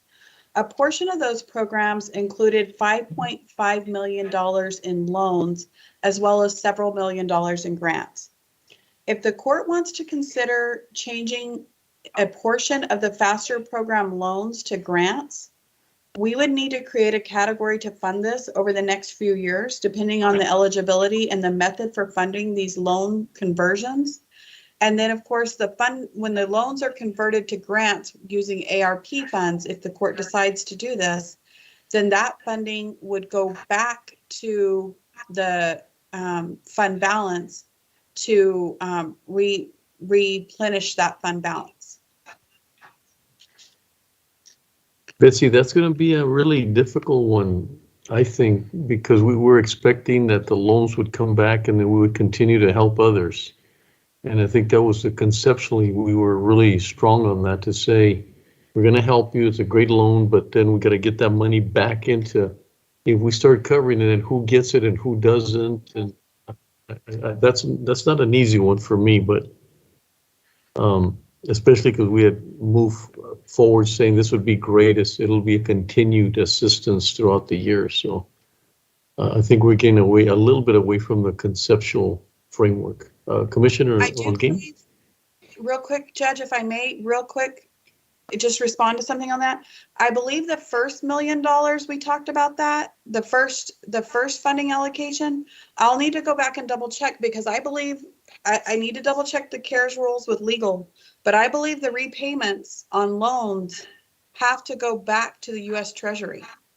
They don't get to go to our Dreammaker fund. Well, that's a little different. That's good information. That was our assessment when we had looked at that prior to. We kept going back. We reevaluate that, and they even had issued new rules, and that was our conclusion. That it just have to go back to the U.S. Treasury. But the first funding that we allocated from our Economic Impact Fund, that was our money, and those loan payments will be going back to the Dreammaker Fund. Okay. Well, that's good information. Thank you. That clarifies some things. Commissioner Holguin? Betsy, I'm sorry. Can you just explain again the replenishment of our fund balance, the 10 million? Where would that come from? So under this category, which I call on the spreadsheet, phase 1 faster, the way it worked, we issued some grants, which we're not going to get those funds back. And No. I don't believe, because we issued those grants back then, I don't believe we can replenish ourselves now. However, what we issued as loans, if we convert them to grants now using ARP funds, we can use those funds to replenish ourselves. So instead of the borrower paying us back, we would pay ourselves back and forgive the loans. Okay, We'd pay ourselves convert back with the grants. ARP funds. Okay, but you only have 2.75 million, right? Yes, ma'am, because only 5.5 million were loans. And so that would be half the amount initially. And then in the next tranche, I would propose another half. Okay, I got it. Yes, ma'am. So we wouldn't recover the whole fund balance that we used? No, ma'am. Only We'll about have to half of build it. that back over time. Yes, ma'am. So I'm not sure if there's consensus amongst the court to consider doing that. Judge, Yeah, Commissioner Robinson, go ahead. I would say that submit that before we make a decision in regards to this loans versus grants, particularly when you talk about loan, that we take a look at the history of that type of program here in the city, because we have been I would say a failure. I'm not talking about the county. I'm talking about the city. During my time on city council, we had a program where we gave loans, but the compliance was not very good, and the recovery of the loans was not good at all. Subsequently, the program was dissolved and done away with. But I'm just suggesting that we take a look at the history of those programs and the community service at the city can guide you, because it was under the department that Mr. What's her name? Nicole Ferroni? Mm-hmm. Or Ferrini? Well, yes, Nicole Ferrini, yes, sir.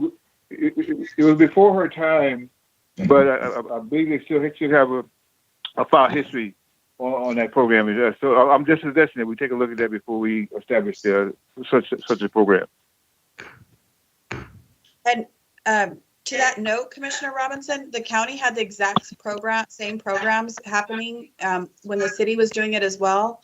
And it's probably been about, Irene will know better than I will, but probably in the last 4 or 5 years, we had to forgive a lot of those loans as well. It was not successful, as many of the businesses that had accepted the loans were not as successful for the long term. Right. And so we lost the funding. I think it's important to keep this category for potential funding, because I think that this is going to be a really good way to actually help businesses that are still struggling. If they have to, on top of recovering from COVID, still have to worry about paying back a loan, I mean, this will help with that economic recovery if we forgive those loans or convert them to loans and then forgive them. And then the fact that it helps us replenish some of our fund balance, I think, is a plus.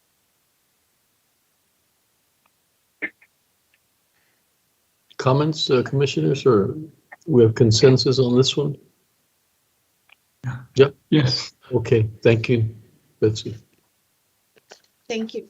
To help address other economic recovery and impacts, we would need a category. And based on conversations with each of you, I heard interest from some of you in addressing reentry for justice-involved individuals who were impacted even greater. And as we discussed, equity issues as well. And then, of course, with homelessness. This would be a category to specifically address that reentry and homelessness.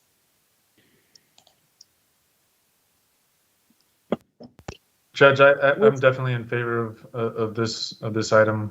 I think that it's important that we help folks that have lost their homes because of COVID and that are struggling, even coming out of the justice system. And it supports our concept with the justice system, initiatives, and so I think it's very well aligned. Okay. Commissioner Robbins? I can support that, Judge, as well. Absolutely. Thank you. Thank you.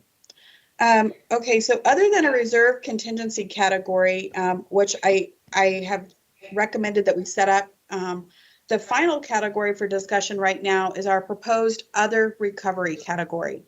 This would include funding for various programs and projects we would bring forward for consideration on an individual basis after we further evaluate and ensure they qualify.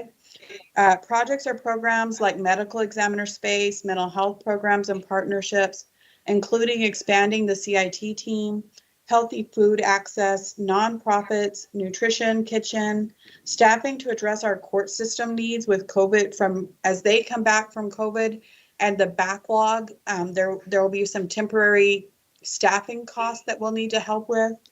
Animal welfare clinic or shelter, sheriff communication system enhancements, virtual police center, virtual reception areas, risk pool, and many, many more. Some we will not even know or identify until we go through this situation and the boosters and the other parts of recovery. Could I hear consensus from the court to use ARP funds to help address several of these needs as they are brought forward to the court for consideration and approval? This is sort of the catch-all kind of. Yes. the unknown and the uncertainties and I think we need to keep our mind open to those. Yes. Betsy? Yes. One, and I know before we get to the spreadsheet, but this is just a concept I wanted to discuss with the court on an idea about nonprofits.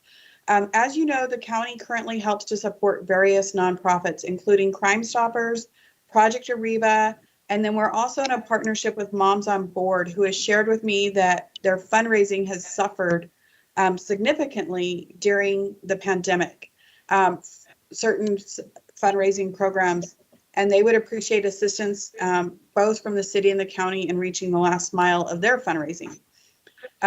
If funding nonprofits is something the court is interested in helping them with as they recover from the economic impacts, I didn't know if the court would want to limit it to our existing nonprofits or if you'd want us to open that up to other nonprofits.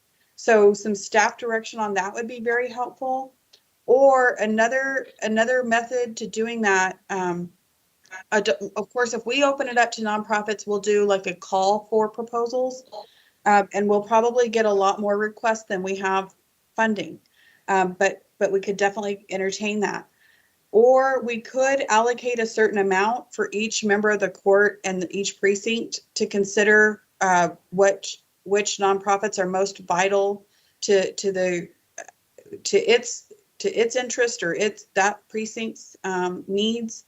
If you would like to, and you would then work with our internal review teams to see if the nonprofits you identify qualify for a contract for the funding allocation as required by the rules. Do you all have a preference on how we approach that? And is there an interest in supporting nonprofits in general? I'd like to hear from Commissioner Stout and Commissioner Leon that have been around a little longer and see how is there any reference point to doing that previously, like each precinct sort of looking at some of their needs? Because, when you think about it, that's really nice because you're looking at your own precinct, you see what needs to happen there, and then you have that little bit of more freedom to focus on your precincts. It's, just sounds like a great idea, but I don't know if are there any comments on anything I might not be thinking about going from that approach? Judge Betsy, would we be sort of opening the floodgates because there are so many nonprofits out there that need help. And if you look at I think if I can think of two, Project Arriba and Crime Stoppers, and I know that there was split votes in the past, even when Judge Escobar was here. I don't know that we'd be taking away from other very critical needs. And I'm not saying that these nonprofits are without need. It's very critical. But I think this merits more discussion, where we would be dropping a certain category of funding to assist nonprofits. So I think I could use more discussion. I know that certainly the two groups that we've been helping in the past, Crime Stoppers very little, but I know that crime hasn't taken a vacation. And matter of fact, it rose in certain categories. So I think this merits more discussion. I don't know how the other commissioners feel, but I'd like to hear their opinions. Mm-hmm. Commissioner Stout? Yeah, I definitely hear what Commissioner Leon is saying about opening the floodgates but I was hoping that at least Project Arriba would be part of the workforce spending that we were talking about earlier, not in this category, and competing with other funds in this category, because it has to do with the economic recovery, in my opinion. I do have them under that other category on the spreadsheet. When we move to the spreadsheet, under each one of those line items you see, I've created a spreadsheet for the majority of them. And I do have Project Ariba under the workforce skills training. I mean, it's just tough because when it comes to, for example, Moms on Board, they're building something on one of our properties, and it's a partnership that we already have with them, and so that may be an exception to the overall typical thought that we don't want to open the floodgates, right? But because I do think that because they are the money that they're raising is going to our parks. So just want to mention that. Judge? Go ahead, Commissioner Robinson. I agree with the Project Ariba as far as putting them in a different category as far as workforce development is concerned, because of the vital role that they play and the objective that they have, and actually the product that they produce as far as people putting in the workforce. But I liken this in general discussion in regards to each precinct having a certain amount of money for you to utilize within your precinct. If you go back and take a look at what we had, and I believe they still have it on the city level, where each city representative has a discretionary account where a certain amount of money was in that account and they can utilize it within their precinct. Of course, now they make sure that we comply with all the rules and laws, but the funds were used within the precinct. So you say, within a particular neighborhood, maybe some of the things the money was used for was like we have speeding in your various neighborhoods, where if funding was not available to public works, then the city rep, or in this case the commissioner, could utilize some of his dollars or her dollars for speed calming devices. That's just one example. But in general, what I'm saying is that we had a discretionary account amount that was put in that we, commissioner or city rep, can make a decision on as far as utilizing within their precinct. So I would agree with that concept. Thank you, Commissioner. Yeah, Judge, I know that in other counties they do this, and I think even maybe with some of the ARPA funding that's coming down. I know, for example, in Harris County, a lot of it has to do with transportation infrastructure funding, right? That set aside in Harris County. But you know, I mean, if I'm just wondering, like, what is the amount we're talking about? I mean, is there? I mean, is there a, you know, a want to just take the 168 million and divide it between four, and then everybody choose which of these pots they want to put that money in? Or is it like, you know, I mean, because that's an option too. I mean, that's what they do. They're doing in other counties. I don't know if that's what people are talking about doing here, but you know, that's my question, I guess. My proposal, Commissioner Stout, was specifically for the nonprofit allocation. On my spreadsheet for nonprofits, and again, this is very fluid because I have two categories where I say there's definitely not enough funding, and that's the economic recovery and this particular category, not nonprofits, but the whole other uses. Because again, we had internally over $700 million worth of requests identified. And not all of them, again, on the surface qualify, but they're all things we need. And so for nonprofits, I set aside 500,000 on my spreadsheet. And that does include Crime Stoppers and Moms on Board and other nonprofits if we opened it up. If you stuck to just Crime Stopper and Moms on Board, I'd lower that amount. But if you each wanted an allocation, I was proposing $1,000 for each member, $100,000 for each member of the court. Because what I'm seeing and hearing, not everything qualifies. Again, I have to be very clear. Like, they have to have a lost revenue or a COVID-19 impact. So if their fundraising was up and they've had no impact, they won't qualify unless they're going to do a program for you specific to help with another area. Like, if you have a particular area in your precinct where there's a lot of food insecurity, you might partner with the food bank with all $100,000 to bring in an additional allocation of food to that particular neighborhood or zip code. But that's one way we could approach it, or we could just do it at a county level, and then we would disperse it not on a precinct by precinct basis. I think we should just discern which ones you can do that, because some of them have economy of scale, and if you spread out the money on some of these items, you're just, you know, you're losing that economy of scale, that the impact that you would have by doing it as a county-wide. So, but I think there's some that it's legitimate, you know, that commissioner, maybe not necessarily that you give an amount, but that a commissioner says, you know what, this is a need that I have, that I'd like to really look at, and then, you know, we could determine that.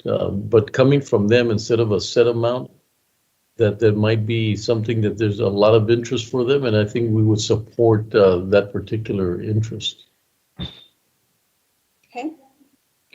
So that concludes the categories. Other than the, I'm hearing there is an interest and consensus in this last catch-all category. Of course, on the spreadsheet, you saw I have a contingency reserve category, which is an absolute necessary category for us to have. On each category, I know we've been at this a couple hours now. Do any of you need a break before we go to the spreadsheet? Yeah, I wanted to see if we could take a 15-minute break. We've gone 2 hours, and so I think it'd be perfect timing right now, sort of allow us to, you know, relax a little bit, eat something, and then go back to the drawing board. Sir. Okay. Jessica? Would 15 minutes be sufficient, or anybody need more than that? You're okay? Okay, thank you, Betsy. Okay, Commissioners Court will recess for 15 minutes. It is 2 p.m.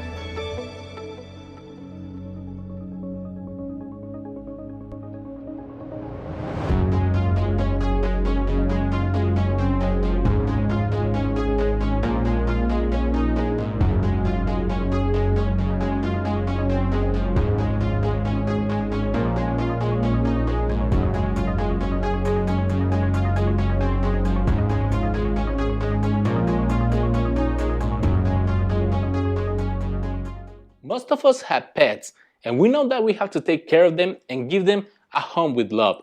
But when our resources are not enough, we need to find out a better life for them. Fortunately, here in El Paso, the Animal Welfare Department is here to help.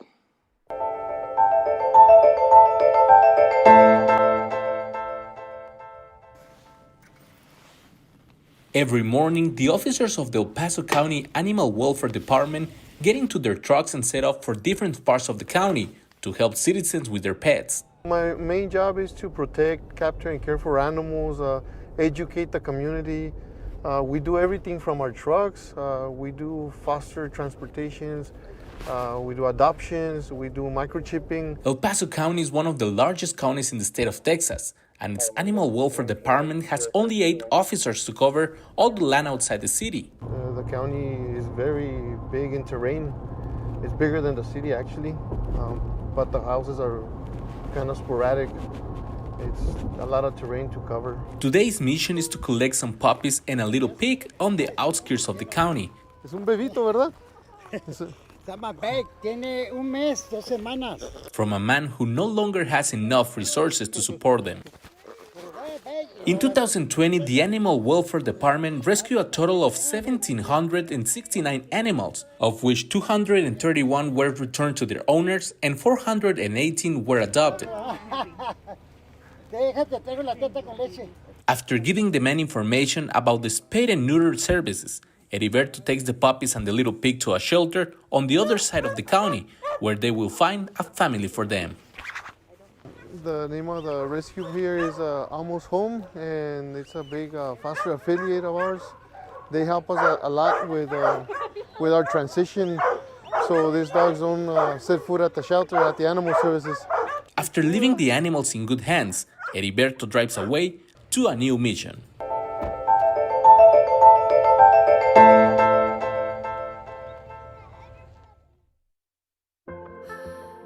El Paso goes by many names. Sun City, 915. We are known for history, culture, food, and art.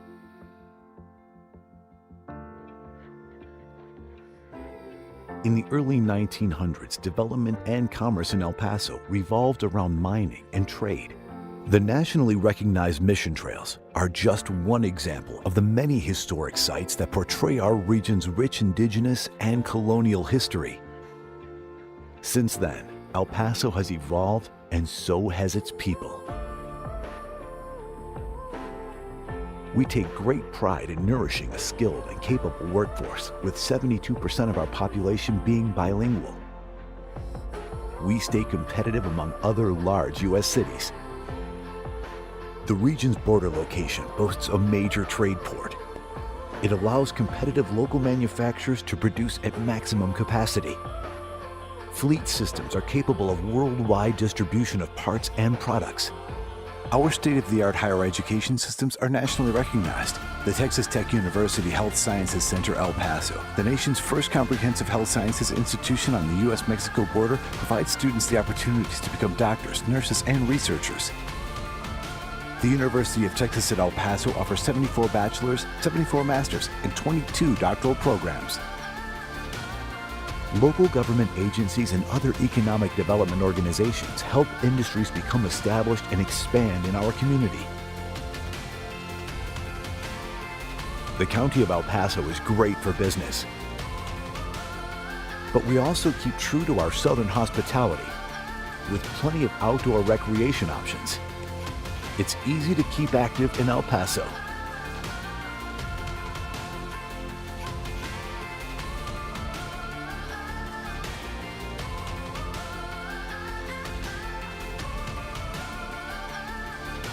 We are constantly looking for new industries interested in expansion.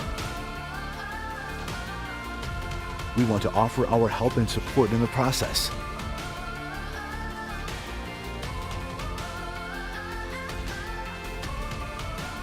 No matter the name, El Paso is proud, strong, progressive, We are El Paso.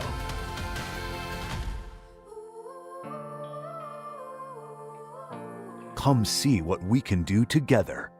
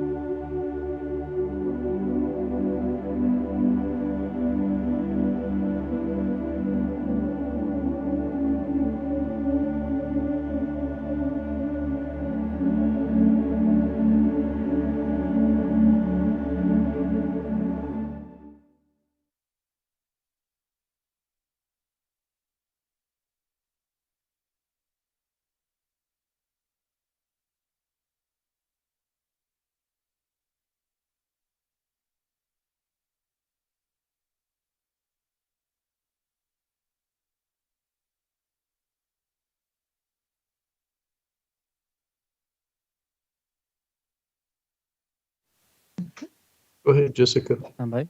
Okay, go ahead. Yes. Okay, Commissioners Court has reconvened into special open session. We are still on item number 5. Discuss and provide staff policy direction on the American Rescue Plan funding.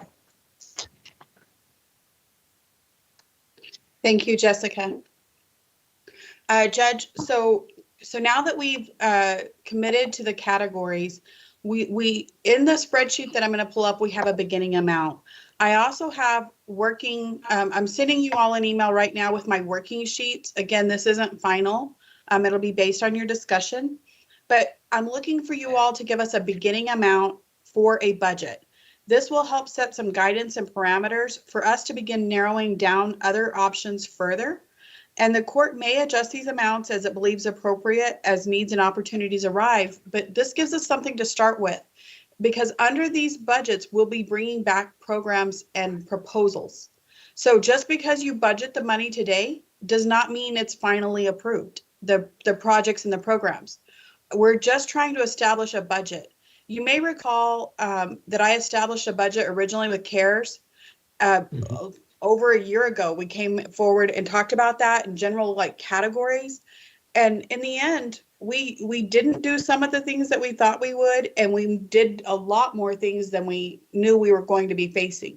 And so this just gives us something to begin with, and it gives us an idea how many of these wastewater projects do we begin to work on and bring forward?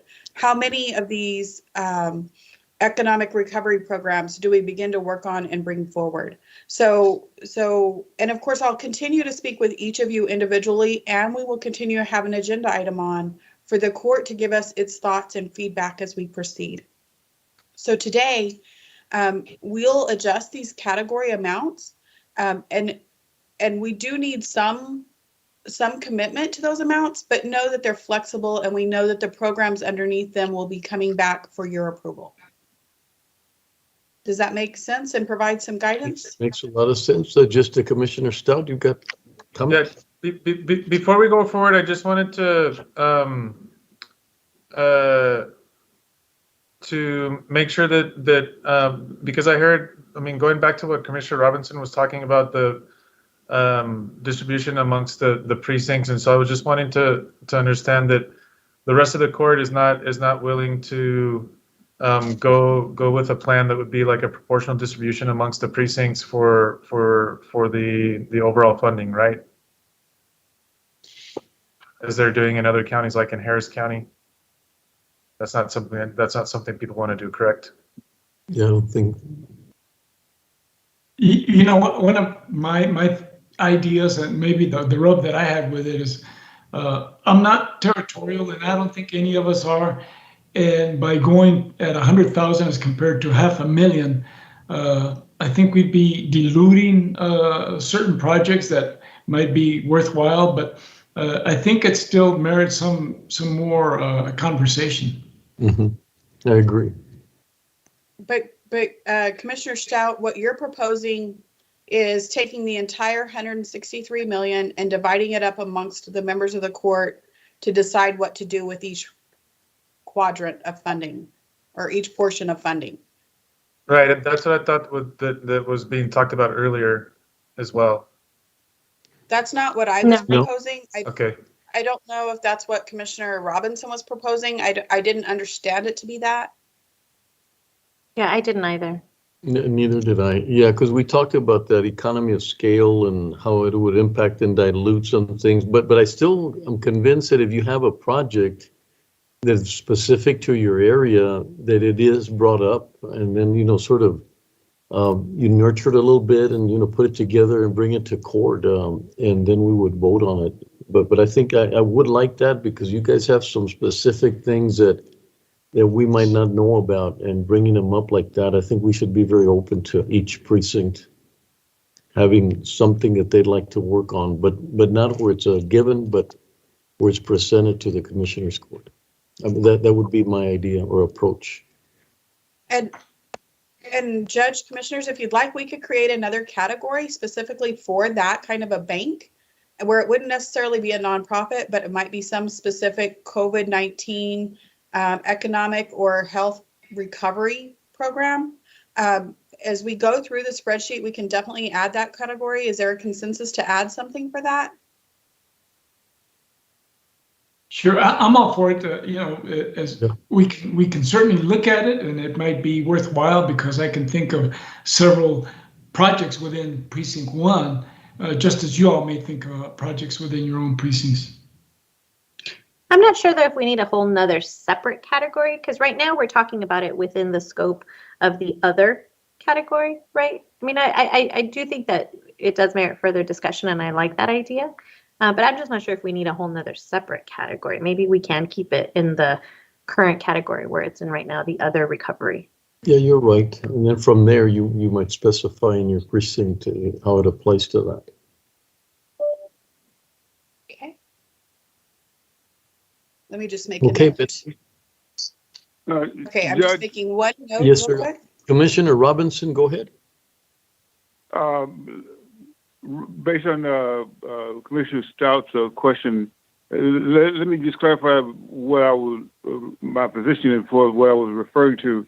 Now, one, I talked about the discretionary account that each city rep has, whereby, and I feel very strongly in regards to the commissioners doing the same, a specified amount, not dividing up the entire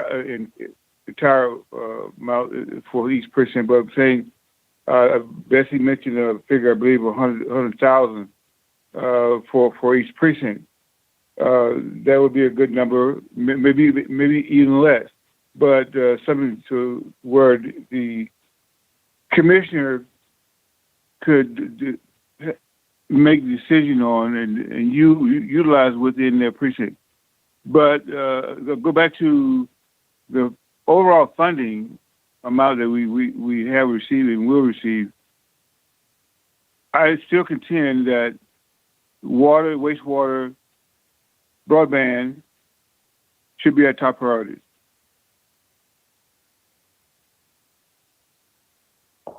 I think we've pretty much agreed that is going to be our right at the top. Mm-hmm. Okay. So And I then Betsy, did I think note on legal the other could category. talk about that, but I'm not sure that we would be able to do that kind of spending without bringing it back to court anyway. I just can't imagine that from a legal perspective that you'd be able to say, I'm going to use X amount of dollars on something without having to bring it back to court for a vote. I don't know, Christina, you might want to Yes, pitch Judge, in I on. think Betsy had touched upon it when she had posed the idea is that it would still be subject to all vetting through the auditors, through the grants, through the internal team to include the attorneys to make sure that it would qualify. And as you know, any contract other than those that have already been delegated to the chief administrator through the county managerial policy has to be placed on the agenda for final approval by the commissioner's court. So it wouldn't just be an automatic, unilateral decision made by any one individual member of the court. It still would have to be approved by the governmental body. That's what I assume. Thank you. No, Judge, she's correct. We didn't have authority to spend it carte blanche. No, we decided which project that is within the precinct or that the money will be utilized for. But yes, it still had to be approved by the entire body. Yes. That's correct. Thank you. Betsy, go ahead. Yes, sir. Thank you. Okay, I'm going to now, actually, I'm sorry, give me 1 second. I am sending you the sheet and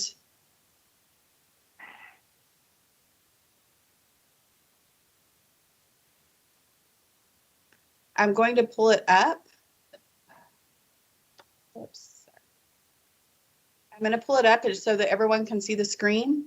And this is the sheet that I sent you previously. So this, of course, is the master sheet that you all have.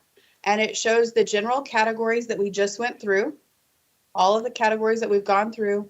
And there's a beginning amount right here for consideration. Now I'm going to go through and just mention what each one of these beginning amounts is based on. As I explained on revenue loss replacement, we know that we have revenue line items that went down totaling over $13 million. However, based on the current guidelines, I don't believe that we'd be able to offset all of those losses. We don't even know if we'll be able to offset any of the losses at this point. But if the rule is flexible, I have this placeholder. We should know in the next three months, I think at the most, whether or not we'll be able to offset any of this. If we're unable to offset any, then these funds would become available for the court to distribute to other programs and areas. Or it would be available for us to use over the multi-year period that we're going to be able to use funding. And we can always change this amount as we go through the other categories. Betsy, just to be clear, so these amounts that you have are just for the first allocation of funding, the 81 million that we've already received. So should we, in our minds, really be doubling these figures as far as when we're trying to think about the total amount allocated to each different category? So for example, you've got 9 million here. Once we get the second allocation of funds, does that mean you're wanting to set aside 18 million potentially for revenue loss replacement, even though right now we think that it may only be 13 million and we may not even be able to replace all of that amount? So depending on what the rules come back on this one, I believe that in the year 2 and year 3, it would be less than year 1 because I believe that we're recovering. And so as we're working towards recovery, I'm hoping that we see our hotel occupancy tax start to rise back and it won't be as great of a loss. So I'm not necessarily, so in some it may be double, but in some, like this particular one, it'll be formula based. I actually thought that over the 3-year period, we could see as much as and I'm not the revenue expert, but I estimated somewhere between 24 to 27 million. In revenue declines because of fines and fees taking longer to come back and things like that over 3 years. But it may be we may bounce back sooner. It could be less than that 27 million. But again, I still think we'd be able to recoup all of it. But right now, for this first year, for the first allocation of funding, you think we will need the 9 million? I think we could at least offset the 9 million. We'd bring back the programs for the court's approval that we cut. Some of the things that we cut are things that we definitely use. For example, our capital. We cut our capital, which is a very important program. Our capital program isn't enough right now, and this is our internal small capital. So we cut that significantly. We cut the digital library. We cut. I have a whole list, but we cut significant programs. We cut travel and training for developing our own workforce. There's a lot of areas we cut back on that we could reinstate, and they're not reinstated back in the budget. So this funding could help us offset the cost to reinstate those programs. Okay. So the COVID-19 public health gel medical cost, this is the UMC staffing percentage of time spent on COVID mitigation, and then testing, treatment, and supplies.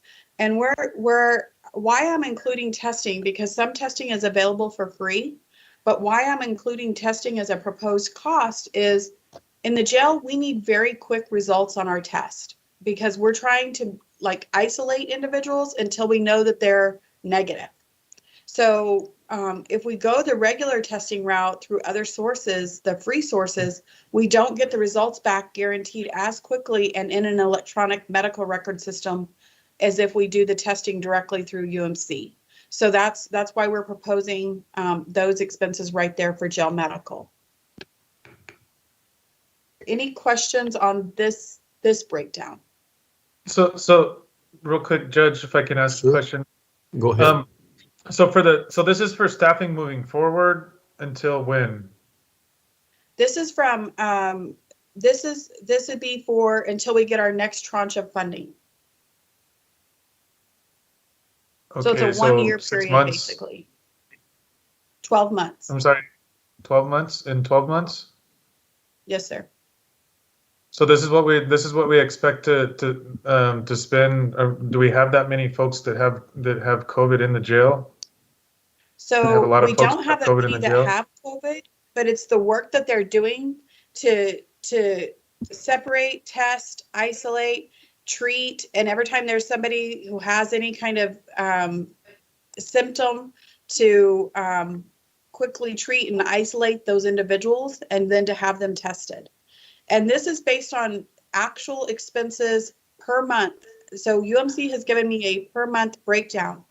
It could come in a little bit less. There were months that were much higher and months that I don't want to say there were months that were much lower, but they're based on their actual expenses over the last year, which were just staffing alone was 3.1 million.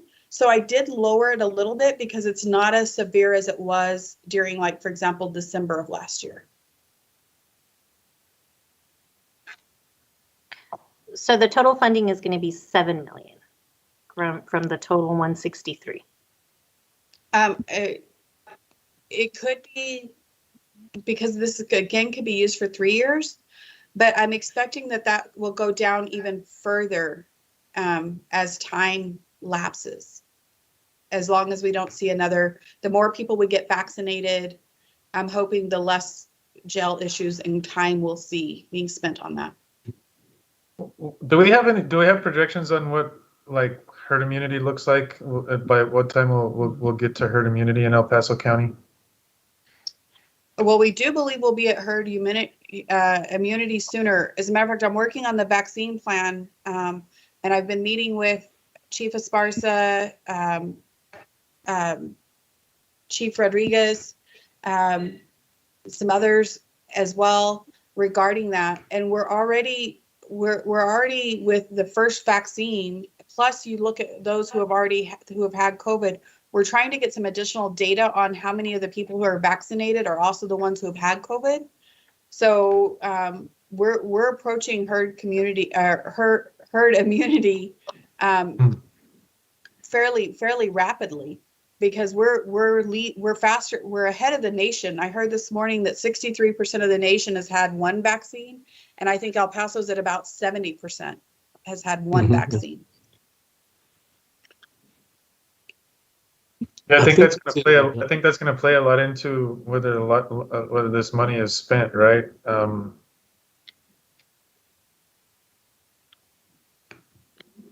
Correct.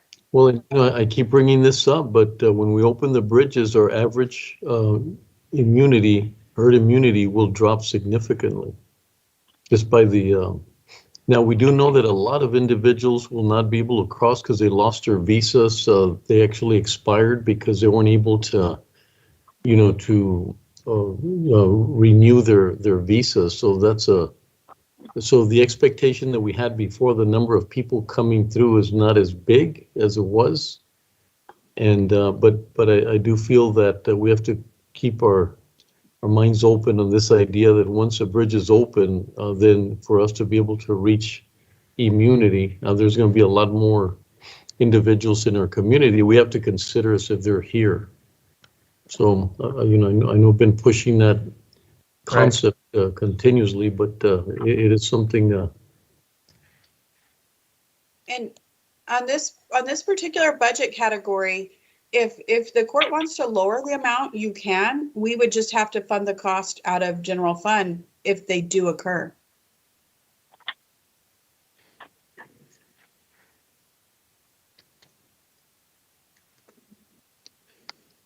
Well, I'd like to go back and look at the other categories first, with the funding on the other categories first, before we decide whether we're going to, I guess, reduce or increase. Yes. That's my opinion. Different buckets. Okay. So next, I'm going to go to the COVID-19 public health. This is our public health response, and this again is the first round of funding. So I bring that up. Here are some of the expenses that I've included under that estimate. The regional mobile command units, ESD staffing and supplies, our communication outreach and studies that we're already working on with Paso del Norte Health Foundation, constable staffing and operating. Again, I am recommending that they're requesting a 3-year approval. I'm requesting the court consider approving this a year at a time. The 3 precincts that are doing the majority of the staffing for the ESD vaccine events, they've requested $1.2 million in staffing and operating.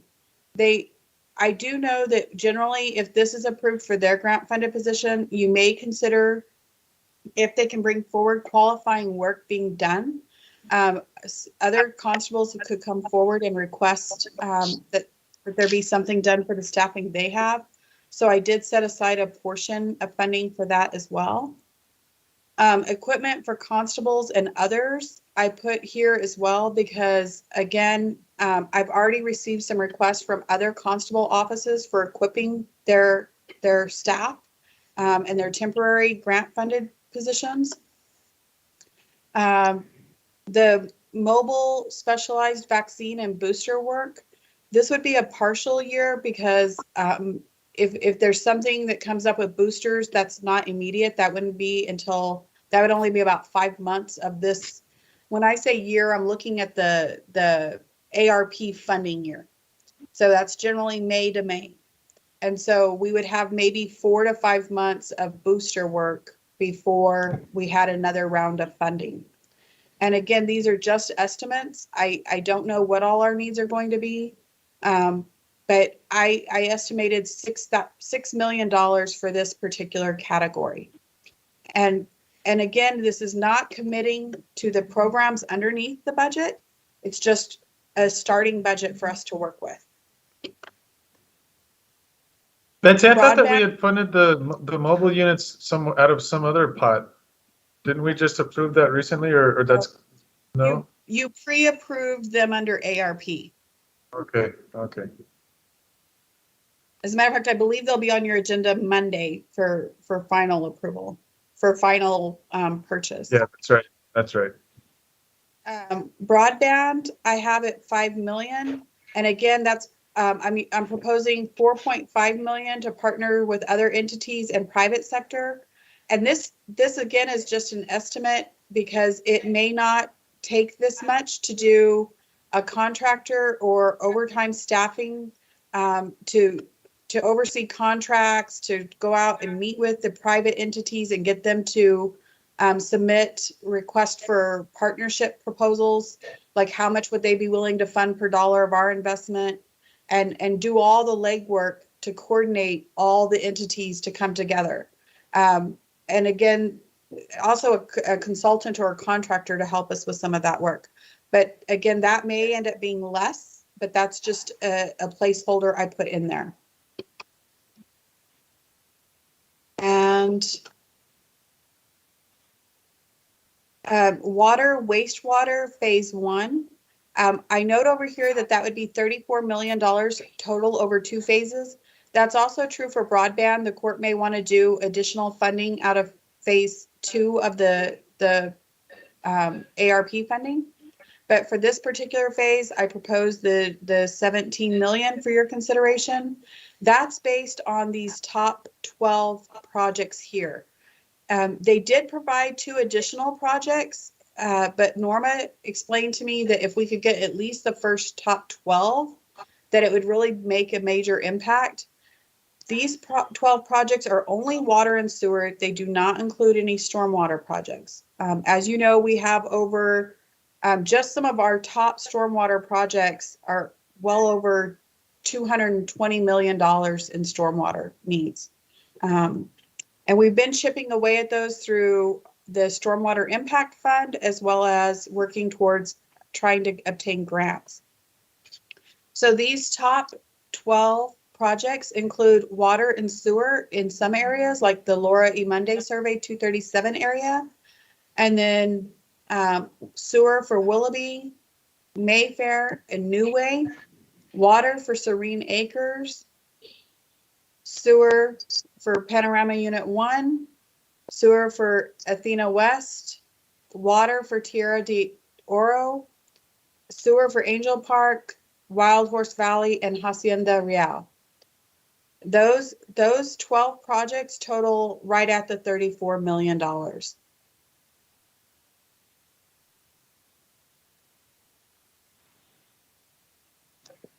And so I'm proposing half now and half with the next funding allocation. The public health for county operations, this right here is $6 million. I'm sorry, I have not broke that down completely, but that is PPE, that is building modifications, that is all the sanitization supplies for addressing areas where there has been an infection or where there is a need, where there's been a high volume of traffic, elections, things of that nature. Kiosk, technology, air systems, JPD, gel, and JPD needs, gel needs, and building modifications. And that I have budgeted right now at $6 million. The administrative cost. Can you clarify what you mean by building modifications?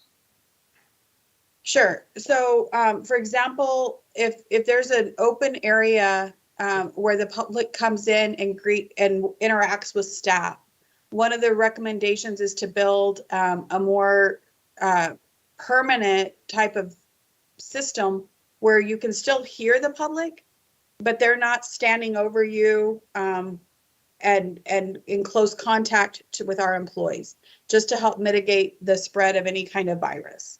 That's the type of building modification I'm talking about. That's an example. Like where we have clerks at the counter. You walk into the county clerk's office and there's probably 12 clerks or more. They're all at counters, and that would be some kind of more permanent barrier.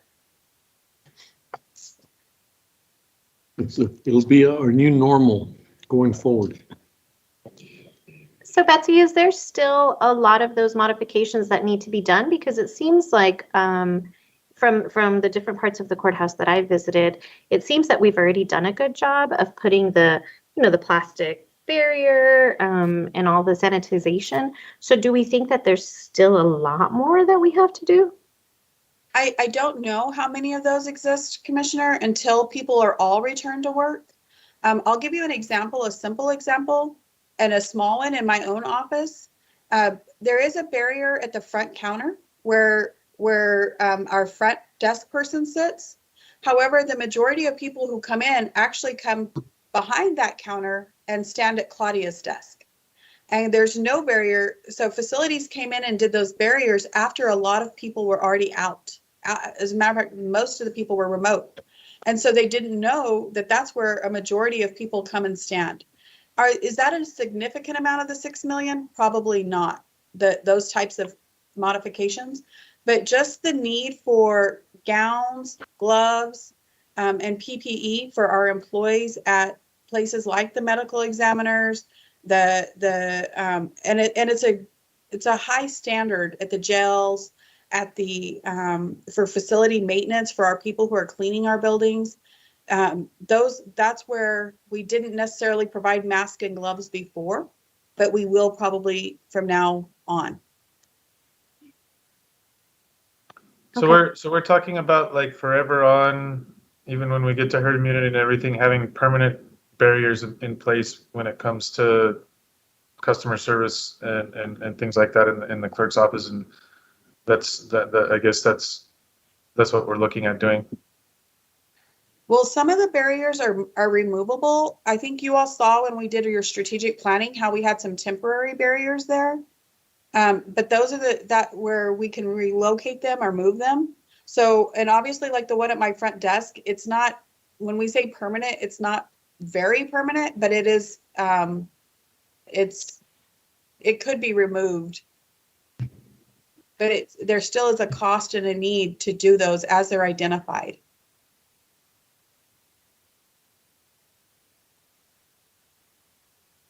Commissioner Robinson, were you trying to say something? I didn't hear. Commissioner Robinson?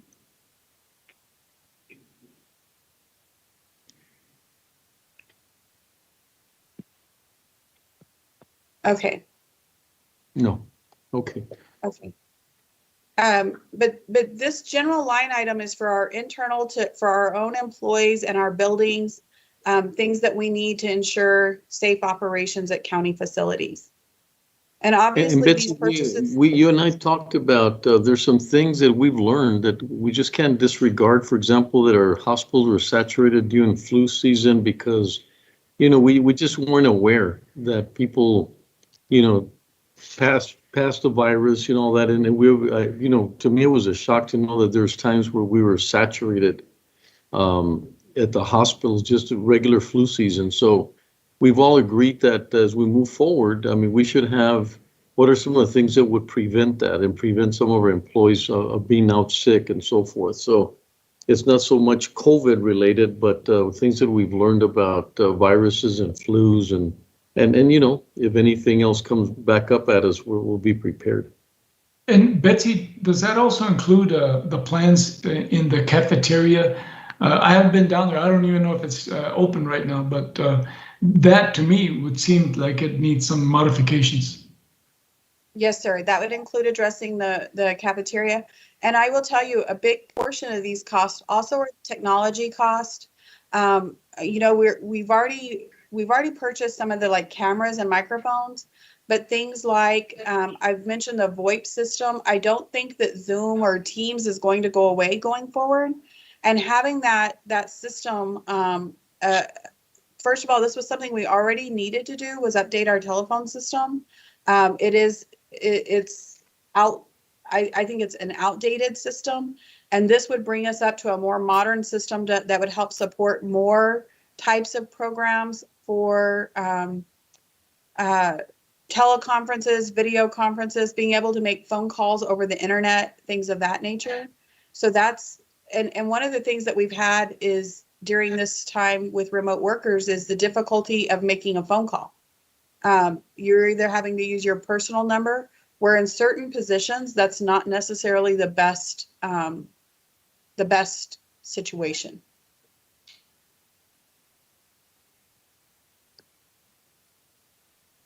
And again, we can revisit that category, but that's what we have currently. Administrative cost, I already mentioned that some of these the consultant contractor cost or staff consultants, depending on what projects are approved. This is based on just under, it's budgeted at just under your total budget of 5%. Again, most administrative costs run somewhere between 10 to 20%. We're proposing about a 5% administrative cost to managing the funding. UMC Public Health, I've started off with a $8 million reserve. In their cost, the ones that I can clearly tell look like they would be eligible for reimbursement are vaccine administration. These other expenses, I don't know. Their request for contract labor is $40 million. Their request for the CMS Accelerated and Advanced program is $30 million, but they also have expenses before ARP is allowed to be used of another $13 million. So again, they proposed over like an $80 million request. And I don't know if how much of it will be allowed to be considered. But of their vaccine cost, their total cost for their vaccines was approximately $8 million, but some of it was pre-ARP allowed use. Okay. And those costs are based on, I guess, what it cost them to do vaccines prior, or what was the methodology for coming up with those costs? They actually give a very detailed breakdown of staffing the vaccine Coliseum site. So they have a very detailed breakdown on what their payroll costs have been for vaccine deployment. So we're planning on continuing the Coliseum site for the next year. This was actually through, I believe their proposal is through September of 2021.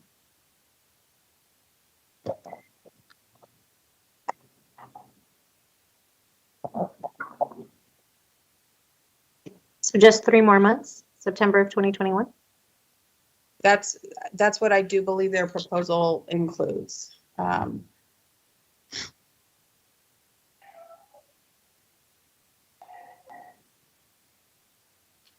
Give me 1 second. Are we still doing a lot of vaccines, a huge amount of vaccines at the Coliseum? Ruben's been giving you an update. I believe he's mentioned that that they've seen some increase, but that some days there's been some lower days. I want to say it was like 100 to 150. That's correct. It's really gone down. So that was the point of my prior comments, Judge, just about making sure we're not duplicating services. I feel like we need more information, you know, because I think that's a valid question about, you know, how long do we foresee keeping the Coliseum as one of the mega hub sites when the demand doesn't seem to be there like it was before? And whether or not that smaller demand can be handled through the clinics, the mobile unit. You know, what's really difficult is that, you know, I was glad to hear this morning that Biden will be sending, you know, tremendous amount of the volume of J&J to Mexico.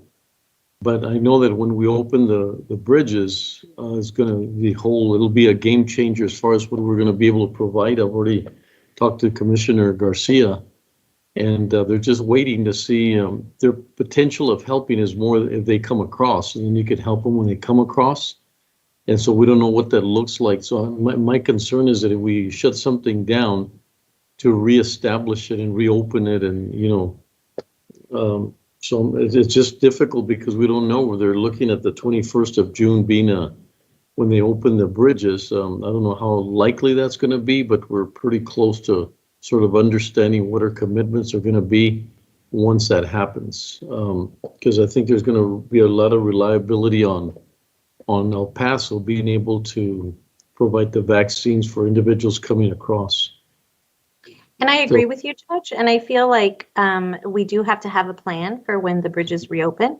But it almost seems like the best way to get all of those folks is by setting up some of the pop-up locations at the bridge. I'm not sure how realistic it is to expect people, once they cross, that they would then go to like a centralized location, like one of the hubs. I'm wondering if the more effective way would be to set up the pop-ups at the different ports of entry. Well, we saw the Coliseum as extremely close. You know, you right after you get out of there, you make a right and you're almost there at the Coliseum. So that was a very prime location. But we also talked to ESD of looking at areas like at Tornillo and some of the areas, wherever there's a crossing or where people can come through that's not as difficult. But yeah, it's sort of catch-22. You know, I'm not sure even if it does the 21st comes by and we see the same thing, there's an extension. We just can't be waiting, and I think you're right. We just can't be waiting to see what's going to happen, and having all that personnel waiting, because that's what Sinton was saying, that sometimes they have a lot of personnel there and very few people show up, and so that really is expensive to be waiting for. And then they'll lower the personnel, and then the volume increases, and then they're back to. So yeah, it's been but they've done a good job of sort of scaling down. But you're right. We really have to step back and determine, you know, what's our strategy and how we're going to handle it, and I think it's really important at this point in time to understand that. I agree, Judge, with Commissioner Holguin, and I mean, I know that you talked some about the way that they're doing it in San Diego, and they're actually signing people up and then bringing them into like a neutral area and getting them vaccine, and you know, I'd like to investigate that manner even more. I think it would be helpful too, because I mean, I don't know. I mean, how certain are we that the border is actually going to? I mean, I know that they always kick it to the 21st of the next month, right? And the 21st of the next month to make the decision. But how do you know how plausible it is that they actually open the border on June 21st? Yeah, just all the indicators are that there's no real reason. You know, things, people getting vaccinated, especially on this side. I think before, even Mexico was not all that optimistic about opening them, because we were the problem. So they were supportive that they were closed, whereas now they're pushing to get them open. I know Del Rio's pushing really hard. And we've been meeting this morning again. We met, it was really nice. We met with everybody from like 8-9 people from San Diego. And they're really, it's been a really positive pilot. They're looking at 50,000 more because their pilot program was very successful. Because they're American companies that are producing in Mexico, in the maquiladora, they're actually paying for it, $60 per vaccine. So they don't want to create any costs for the public. And so they've been able to get the Toyota and all these other companies are actually paying for their employees to get vaccinated. And so it's a great program, you know, pushing hard, but we still have, Garcia has to give us an answer as how many, so. But yeah, we got to look at some potential things that UMC might be able to get involved in.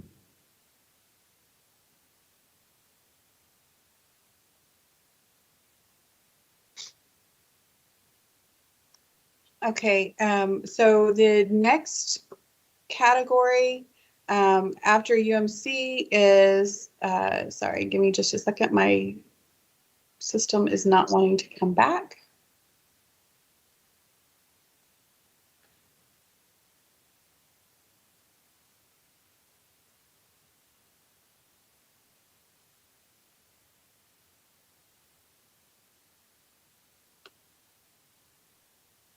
Just 1 second, sorry.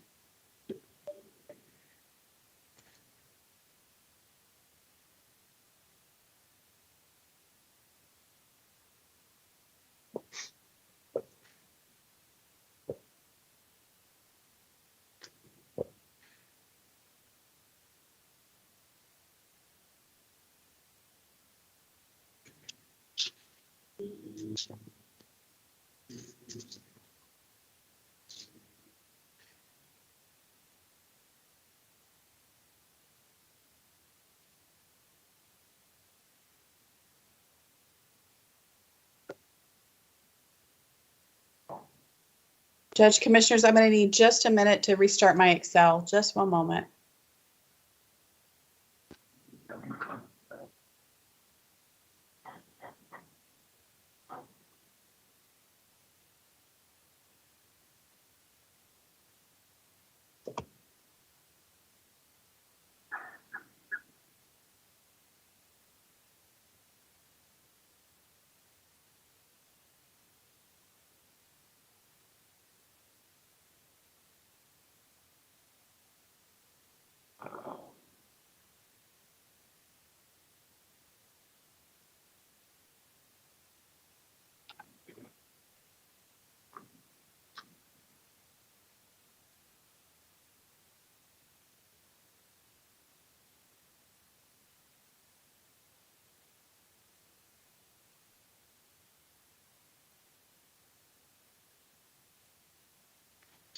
While it's trying to reload, I do want to note, in all of these cases, we are continuing to look to see if there's any other funding available or if there's any other options for reimbursement through FEMA. So we do believe that in some cases we're going to be able to do that. We just can't bank on it. That's why we're wanting to reserve a portion of the funding now. And FEMA may not be a full 100%, or the other sources may not be a 100% coverage of these items.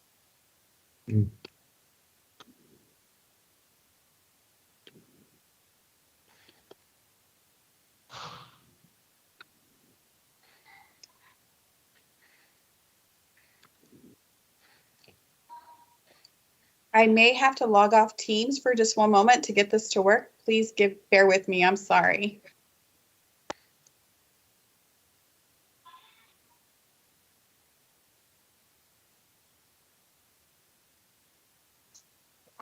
Judge, we have some items that we will be asking to delete. We can go ahead and pick those items up. For items 6, executive session 6A, discuss findings regarding persons necessary in executive session. And 6B, discuss El Paso County's potential litigation concerning voting restrictions legislation, County Attorney's File Number 01012188, pursuant to Texas Government Code Section 551.071, as well as item 7 from the regular session, and discuss and take appropriate action regarding potential litigation regarding voting restrictions legislation, County Attorney's File Number 01012188. Can we have a motion to delete these items? Yeah, motion to delete. Second. Okay, Commissioner Olgi, Aye. Commissioner Leon, Aye. Commissioner Stout, Aye. Commissioner Robinson, Aye. Judge Samaniego. Aye. Motion carries. And we'll go ahead and go back Christina, to item number will you 5. comment on why they're being deleted for the public, please? Yes, Judge, we're going to go ahead and move this to Monday's Commissioners Court. We anticipate we might have a little bit more information to give you at that time. So Okay, it's time, we're asking for it to be deleted, and we figured your meeting will also go a little bit long so you can focus on the ARP items. Thank you. Okay, thank you. I appreciate that. Thank you. And we'll be back on item number 5, discuss and provide staff policy direction on the American Rescue Plan pledges.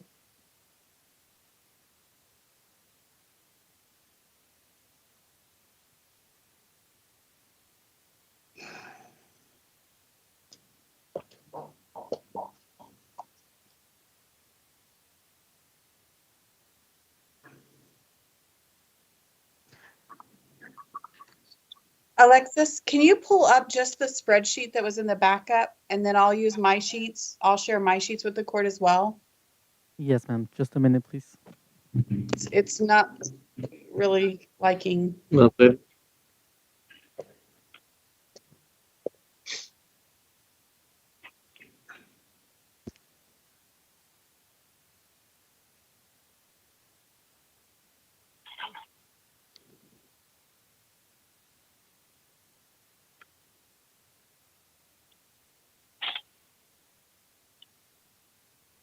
Okay, we have the PDF version, bringing it up. Thank you, sir. Okay, and if you could go down. The category that we are down to now is, go down a little bit further, is after UMC, we're at Economic Recovery Phase 2. So if I can share my screen. This is the Economic Recovery Phase 2. Alexis, I might need you to stop sharing for just a moment. So under Phase 2, you'll see I have a asterisk here because my total is greater than that's on the master sheet. Because again, this is an area I think is underfunded.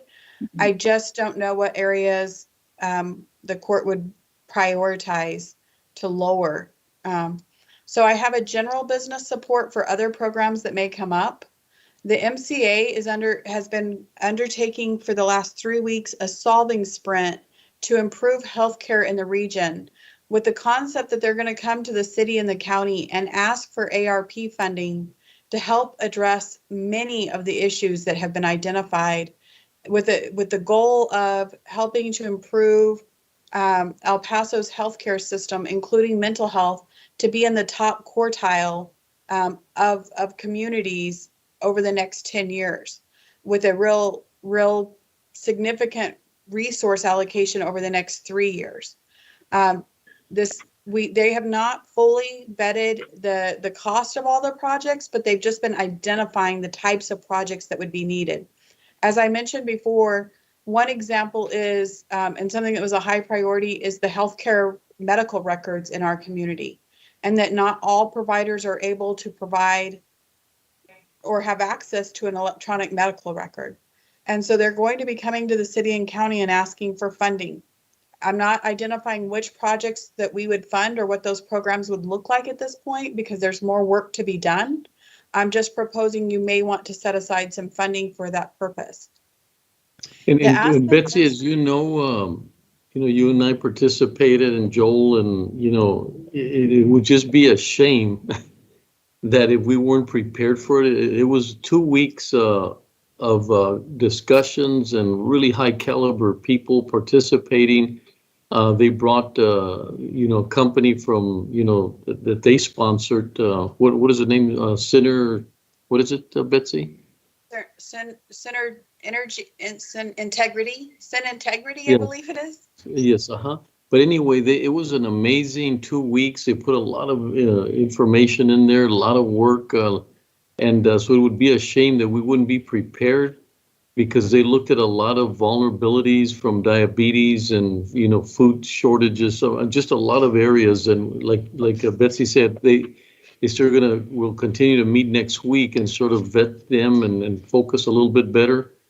But I really believe that we need to be ready to help them address. It would be a shame to have that kind of caliber of individuals for 2 weeks and then there's no execution because of the funding. So I would really push for being ready for when they propose some of the areas that they want to cover. And then the next category is the Aspen Institute is doing.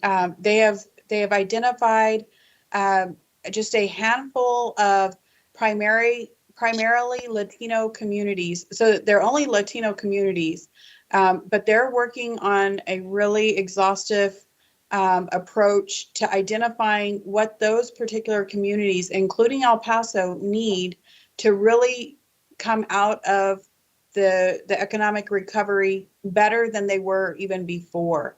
I don't know what their recommendations are going to include, and it's not just for Latino-owned businesses. The recommendations are going to be recommendations to us as far as what we should be doing to help businesses recover.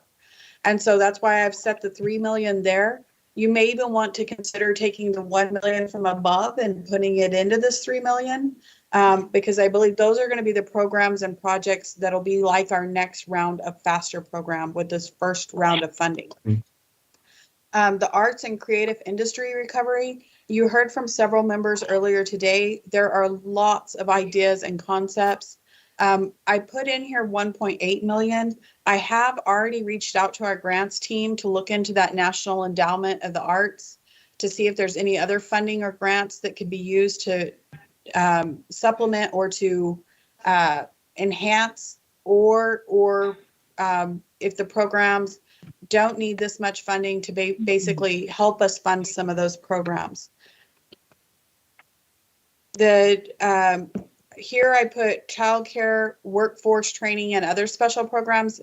I originally had $1 million. I was imagining Project Ariba's program that we currently sponsor being increased like 2 or 3-fold. And of course, their request is to increase it to $1 million per year. So if you want to do that and you want to consider other special programs, we need to increase this amount. And then industry specific programs. Right now I have 1.7 million in here. I will tell you, I share with you all that airport report every month, and I've been watching it, and we are at about, we were struggling with our limited number of direct flights pre-pandemic. And now since the pandemic, it's dropped down to about 60% of what the flights were. So they had grown it slightly, it was growing. And then now it's back down to about 60% of what the direct flights were pre-pandemic.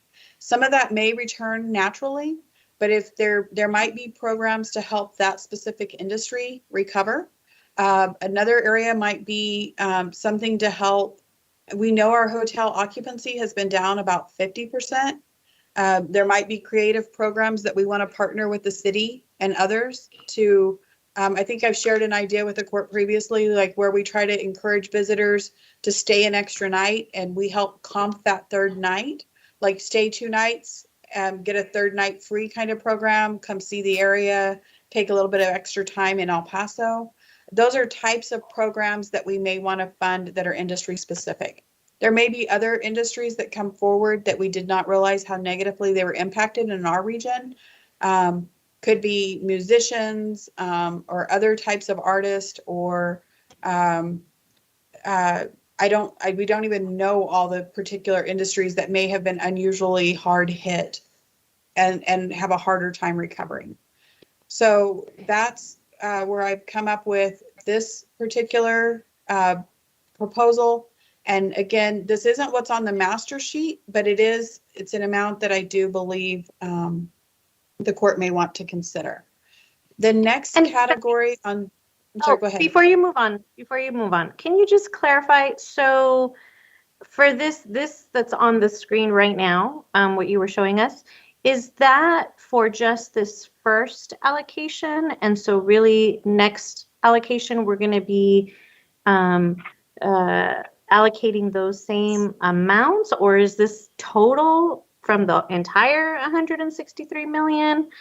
Can you just clarify that? You explained that with the water and the wastewater and the broadband, you were splitting that up into 2. But I'm still not clear on all of the other categories. So is this total, this 10 million that you have here, out of the entire 163 million allocation, or are you envisioning that we would allocate these 10 million twice? Another 10 million when we get the second allocation for a total of 20 million. I'm imagining you would allocate again a second time. I don't know at this point whether it would be the exact same amount. So as we're seeing the economic recovery, again, if there's a faster bounce back, you might reduce some in this area to certain industries or to certain programs. But I'm imagining you would do this amount initially and possibly the same amount or some other amount, a second allocation. So I feel like before we can decide on an amount, or at least before I feel comfortable deciding on an amount, I feel like I need more information. Like we actually need specific proposals. And I know you're doing your best to try to come up with figures, but like we talked about the childcare workforce training, what would be done by the Borderplex Workforce Solutions, or the arts and creative industry recovery. Like what specific programs are we talking about? And I feel like we need actual proposals before we can decide on an amount. So, Commissioner, I've struggled with the same thing you're saying. The problem is it's very hard to go out to those communities and say, we will consider proposals without knowing like what our parameters are. Do they ask for $10,000 just for a small get us by, or are we willing to consider up to 1.8 million in programs with this first tranche of funding? So it's really hard to even go out to these communities and say we're like, what type of programs are we willing to consider? And if you go out without any parameters, we're going to have I think we will have more requests, significantly more requests than we have funding, and possibly some difficulties in the community who is hoping or expecting some level of what they requested, if that makes sense. Well, but I guess in other categories, we have very specific information, right? We're asking for very specific information from UMC regarding costs. We got very specific information from the constables regarding their requests. ESD with regards to the mobile units. Public Works, the spreadsheet that you showed us with Public Works. So in those categories, we have very specific, very fixed figures that we can work with. So for me, it just seems like we should require that for all of the categories. Okay. We can go back if there's a commitment to consider those, and we have an idea which ones you already are committed to, so we kind of set that funding aside, and then know how much we have left to go back and do a call for proposals and bring those back forward.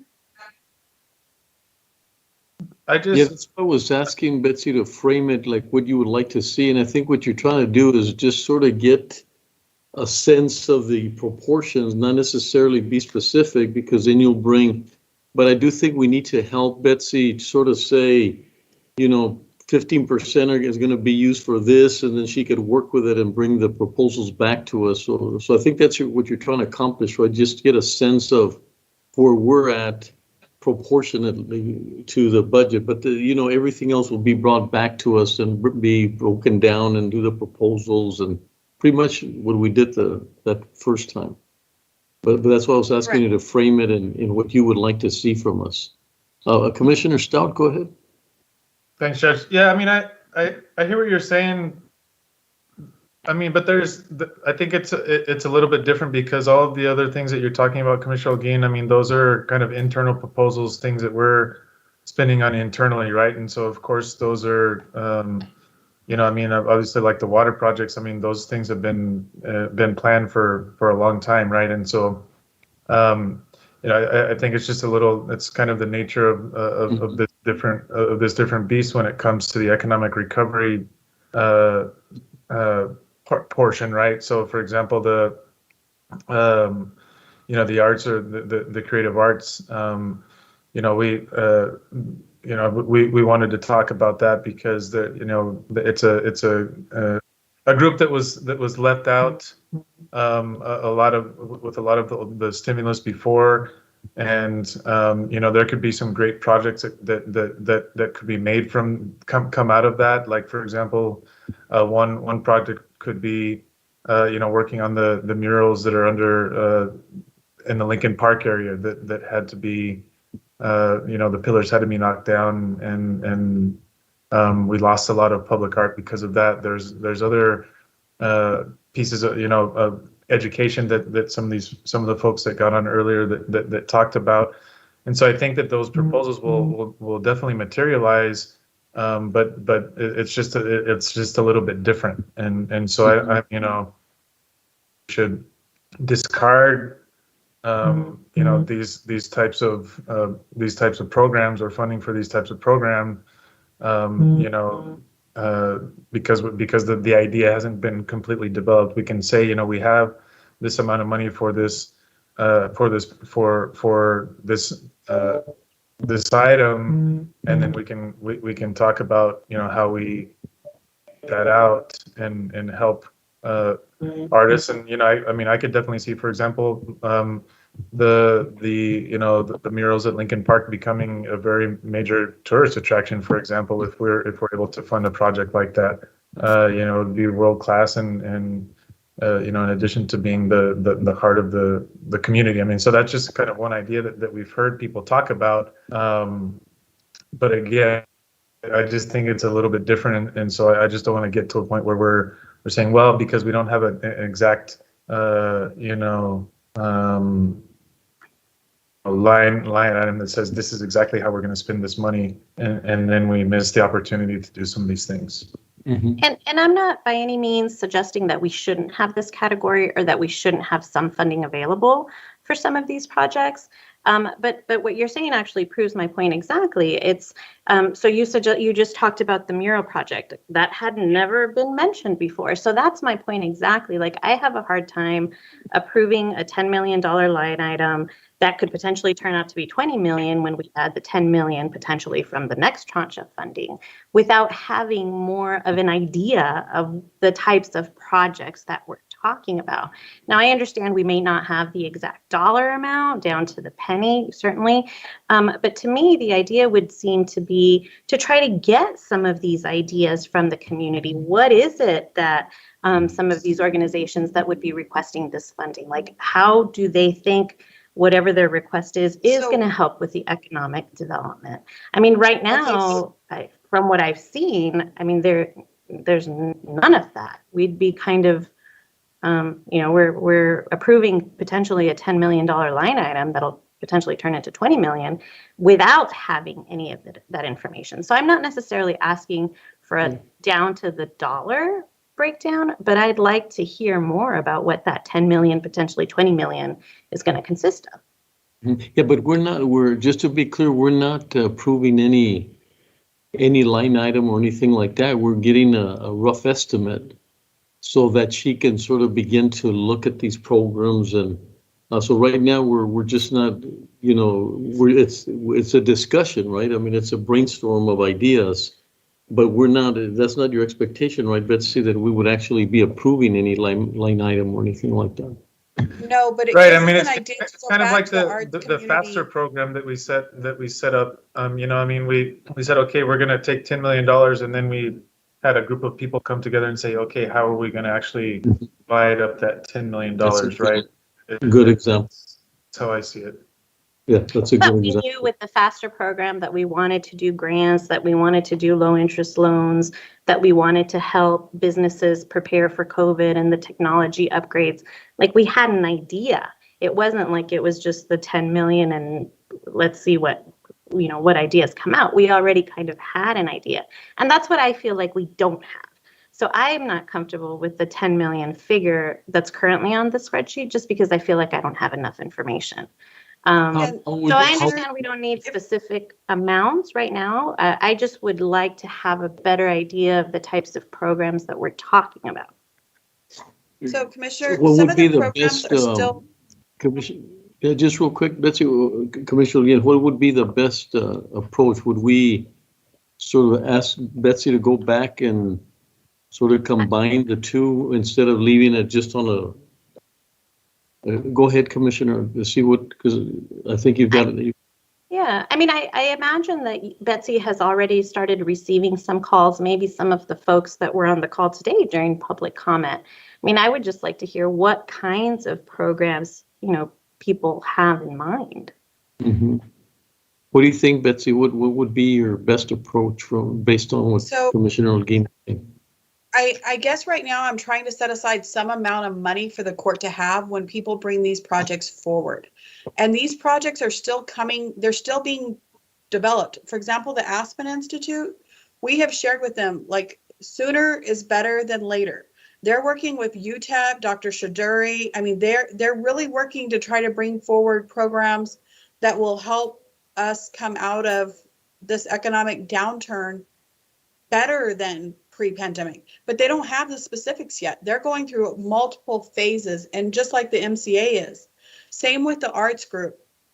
They're brainstorming, they're working through ideas.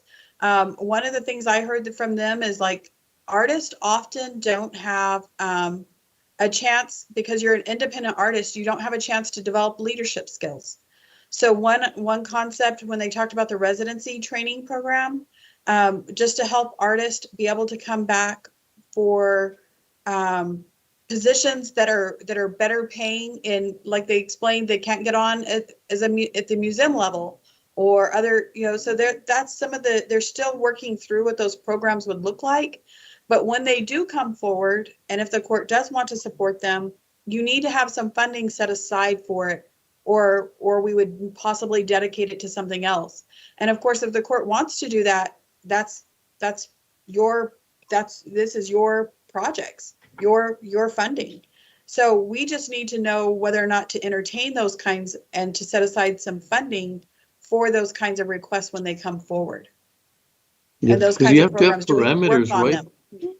Because otherwise we'd have, it'd be so difficult if we didn't allow you some parameters, because, the sky would be the limit and it would be endless. So I think what you're trying to find is a sense of structure as to what we're willing to look at, because you could look at 1,000 different things and then we just never get where we want to get. So Yeah, I think it's like establishing the concept now, and then as, with the court's approval, case by case, is proving the specifics of how to apply it. For example, the city, when we're talking about the art stuff, the city allocates a percentage of capital projects to arts associated with that art. Other cities provide direct grants to artists, provide public work.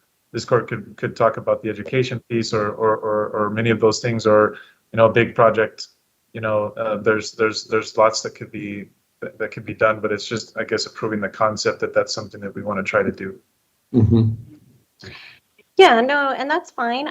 For me personally, just because I feel like I don't have as much information as I would like, I would stick to Betsy's original suggestion of maybe allocating the 5 million. I wouldn't be comfortable with the 10 until I have more information. Because I feel like there's other projects where we have very specific information. We know amounts, we know what it's going to cost us, like the water and wastewater, where we already have that information, and I feel comfortable designating funds in those cases. No, that's a fair request. And maybe as we go through, I'm sorry. I was going to say that, I mean, if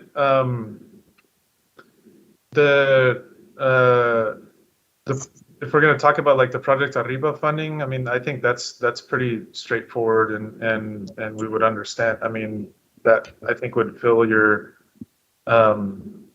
need, Commissioner Holguin, because with Project Arriba, if we give them $1.5 million now and $1.5 million later, I think they've been requesting about $3 million over the next 3 years.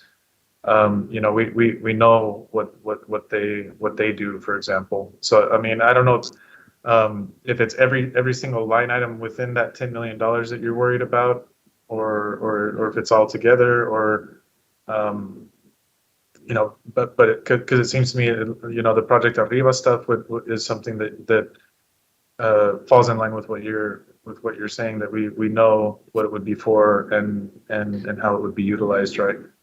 Yeah, so I do have concerns about that request. It seems, if memory serves me correctly, right now we're funding about $150,000 a year. So we're talking about an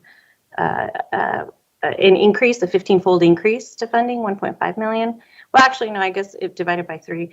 But still, that's a considerable increase in funding to what the county is already is currently providing. So I'd actually want to hear about other potential projects and other potential requests for funding before deciding on such a large allocation for just one organization. So if the court would like, we can note this, and then when we go back to the master sheet and talk about the allocations within the categories, you can make any adjustments at that point that you think are appropriate. Would that work? Yeah. Okay, so the next category is Economic Recovery Faster Program 1. This is the conversion of those previous loans to grants. And I'm proposing to do a portion of the loans now and a portion of the loans with our second tranche of funding. And when I say that, we would work through the details, like whether or not we can forgive 50% of the loan amount for everyone, or are there some businesses that need the help immediately that we present? So we'll work out those details and bring it back to the court. But that would be 2.75 million of the 5.5 million in loans this time, and then the other 2.75 would be part of the second tranche. The next item is the economic recovery to address homelessness phase 1 reentry. This is a rough estimate. We estimate that getting that reentry center created it's approximately $10 million. And so I'm proposing half of that now. We still have a lot of work to do on this one if the court is interested. We will have to do extensive work to get actual cost breakdowns and bring that back. But if this is something the court is interested in funding, we would propose a total of 10 million over the 2 tranches. So 5 million now and 5 million later. And then the next category, which is, I'm sorry? No, just said that we've expressed almost every commissioner's court our interest in the homeless and related to the jail situation. So I think there's a lot of interest in that. So I think you're okay in that one. Judge. Yes, sir. Commissioner Robinson? So we will be looking at acquiring the facility, the operation and maintenance. That's in the 10 million as just establishing it. Yes, sir. Okay, so the 5 and 5. Yes, sir. And then and then that will be one where will eventually be some possible ongoing costs, but we would be looking for grants to help fund that. Mm-hmm. And the management, we would be possibly looking to have a organization like Endeavors or someone like that to manage the facility. I don't know. That's something we'd have to explore for reentry. We do have a reentry team right now. We have staff that specializes in reentry. We would evaluate the various ways it could be operated and bring back those options for the court's consideration. Okay. Yes, sir. Okay.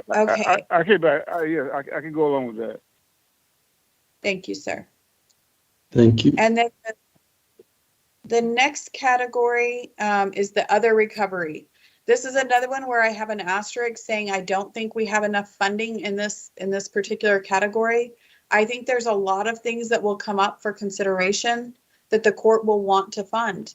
But for example, one of the most highest priority items under this category is expanding CIT.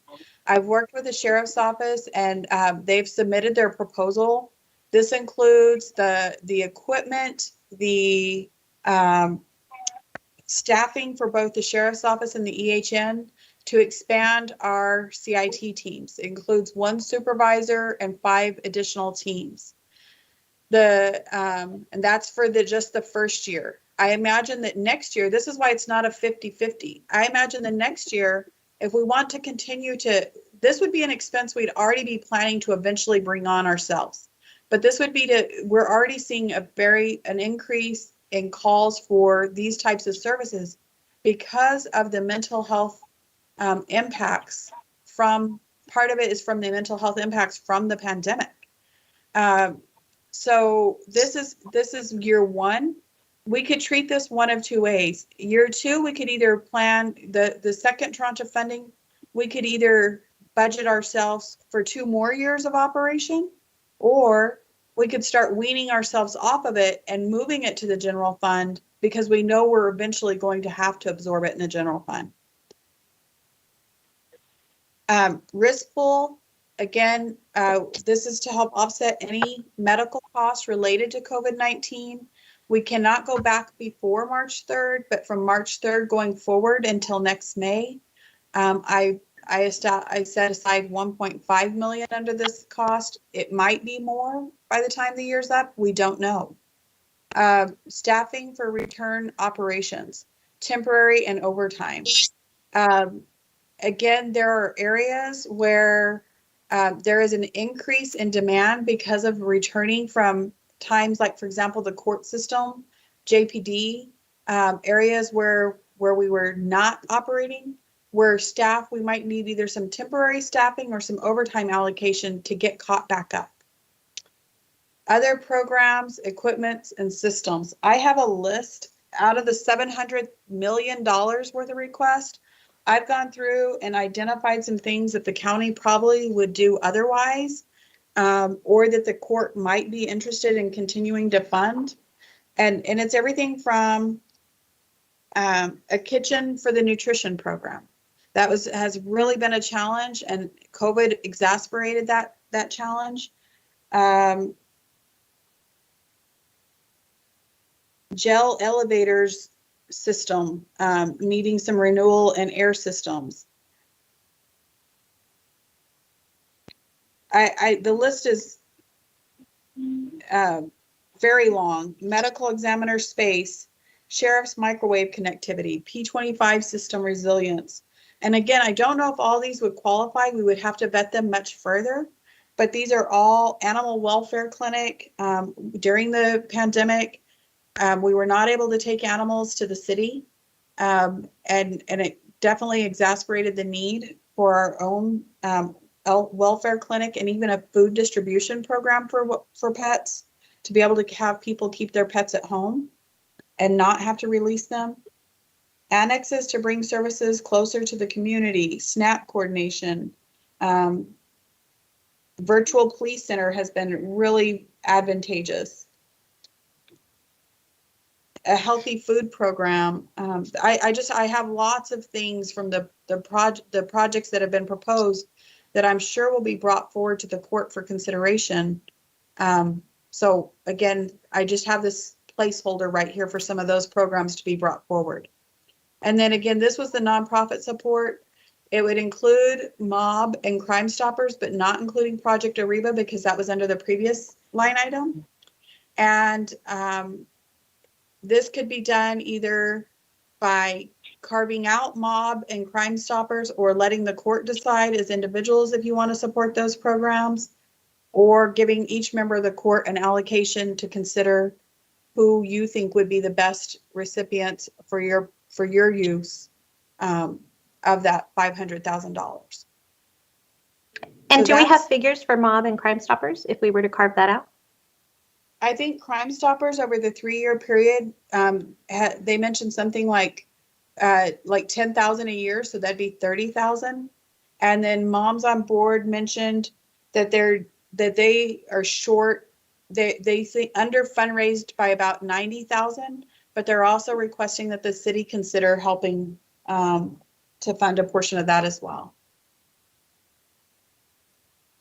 And Betsy, just for your information, I've got to talk to Crime Stoppers. They sort of have to reinvent themselves for as we go into the future because of the work they do and ongoing issues that are going on out there. So it's a very good program, and I'm really going to push for a little bit more than the 10. Yes, sir.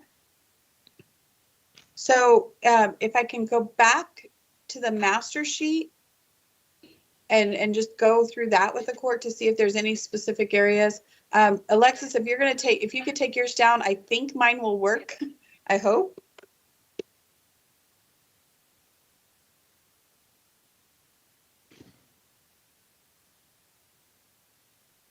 So here's where we are between all the categories. I'm sorry, let me put it back up. Is that large enough for you all? Yes. So here's some of the categories that we've discussed. Again, on my worksheet, I had this category higher, and I noted that this category really probably needs to be higher. if the court wants to entertain any of those other special projects that I've mentioned. And we do have, I mean, lots of needs there. And then I do have a contingency of about just under 5%. I definitely think the court needs to continue to maintain about a 5% or greater contingency, especially with the things that we're seeing with cost and things coming in much higher these days right now.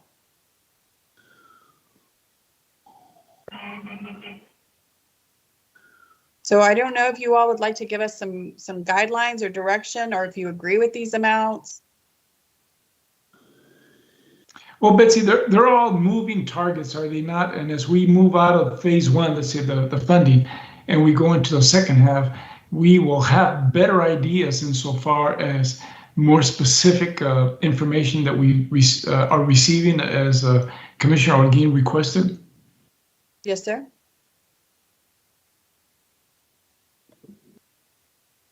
The only thing that I would say is that I mean I really do think that we need to look at spending more on economic development in the phase, what was it, phase two. I'm sorry, can you go down on that spreadsheet so I can see? Yeah, the economic recovery phase two. I think it's really important to invest in workforce and in economic development, especially within the creative arts area. Those are folks that really have been left out, and I think it's a great opportunity for us to invest in that area and really. I mean, we've talked a lot about the county really being able to capitalize on tourism, and I think that plays into our push to do that, and all of the things that we've been working on, whether it's heritage tourism and looking at what we're doing with the Coliseum and Ascarate Park. Judge, I mean, who's to say that there couldn't be a program there to put some really amazing public art at Ascarate, like sculptures or something like that. I think there's lots of opportunities there to help a community that has been left out mostly, and can really help us not just bring some of those, beautify our community, but I mean I just think there's a lot of benefits to that, and so I really feel like we should talk about increasing that amount and what Betsy was suggesting. So I think Commissioner Leon's point about these being moving targets was really well made. I think these are definitely good starting points. We have some categories where we have very specific figures, like Public Works, I think, did a great job. We're getting very specific figures about from UNC for the jails. But I think that there's other categories where we need more information. So from my perspective, I think this is a good starting point. The figures that Betsy, you've already come up with. I agree, economic recovery is really, really important. And I think that the water and wastewater projects, we have to remember, those are going to be huge economic,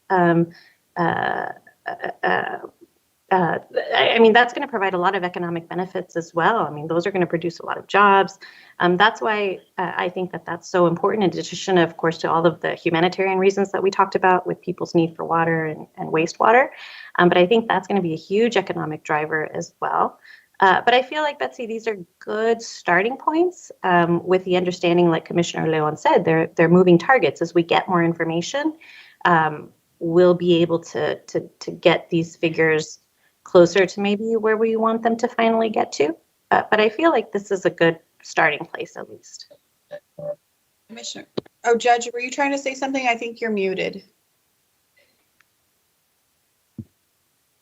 No, I was just agreeing that this will give us a sort of a ballpark kind of figure. Then we started working on the details and making the adjustments. And so I think, to me, this was very valuable because it starts getting you to understand some of the areas of our interest, and then where are we going to put the money into it.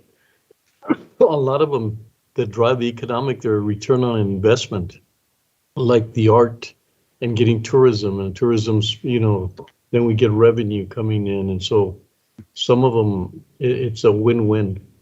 So, but I think it's a good start. And as we evaluate some of these categories, like for example, the UMC, bless you, the UMC expenses or the revenue, by then we will have developed more ideas and programs under the economic recovery section, and we'll be able to firm those up and come back and maybe see if the court would be willing to allocate some of the funds. If we're not able to use all of those funds for revenue or for the UMC reimbursement, could allocate them once. Now, by then we would have actual proposed programs for your consideration for funding. Sounds like a good plan. Yeah, and Judge, I just wanted to make one last point. Sure. And just kind of going back to the guidelines or the guidance that is on I think slide number 7 with the presentation that Betsy gave us is that it says that these funds should respond to or mitigate the public health emergency and its negative economic impacts, which I think a lot of this does. But it says including assistance to households, which we're not, I think a lot of that water funding is gonna be helpful with that. We're not giving direct assistance to households, but we're gonna provide a lot of households with funding. But it also talks about small businesses and nonprofits and aid to impacted industries such as tourism, travel, and hospitality. And so I feel like some of those are we need to make sure that we're I guess sticking with the guidelines and the spirit of what the money is using for. And I see a lot of that here, but I feel like we could do a lot more when it comes to that economic recovery and helping businesses, the nonprofits, and fomenting like the tourism industry and such. Just going back to that. No, agree completely. And as we get more information, we'll be better equipped, I think, to make those decisions. Okay, so I'm hearing that and I do believe we'll need a motion to accept the proposed budget initially. And then, of course, as you said, Commissioner Leon, as we firm these items up, you may adjust these proposed categories as well. And I make that motion as described by Betsy. I'll second. Just a comment that do we have to be specific that it's not, or I guess you are right implicitly saying that this is not, we're not proposing that what's inside the budget that's going to be specific or anything to that. Yeah. Okay. Correct. We will bring back each of these projects for approval. Okay. Thank you. Go ahead, Jessica. Okay, Commissioner Olguin. Aye. Commissioner Leon. Aye. Commissioner Stout. Aye. Commissioner Robinson.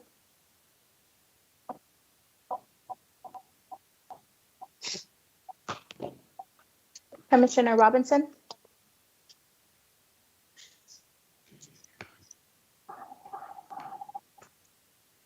Not sure if he's on the line. You may be muted on your end, Commissioner Robinson.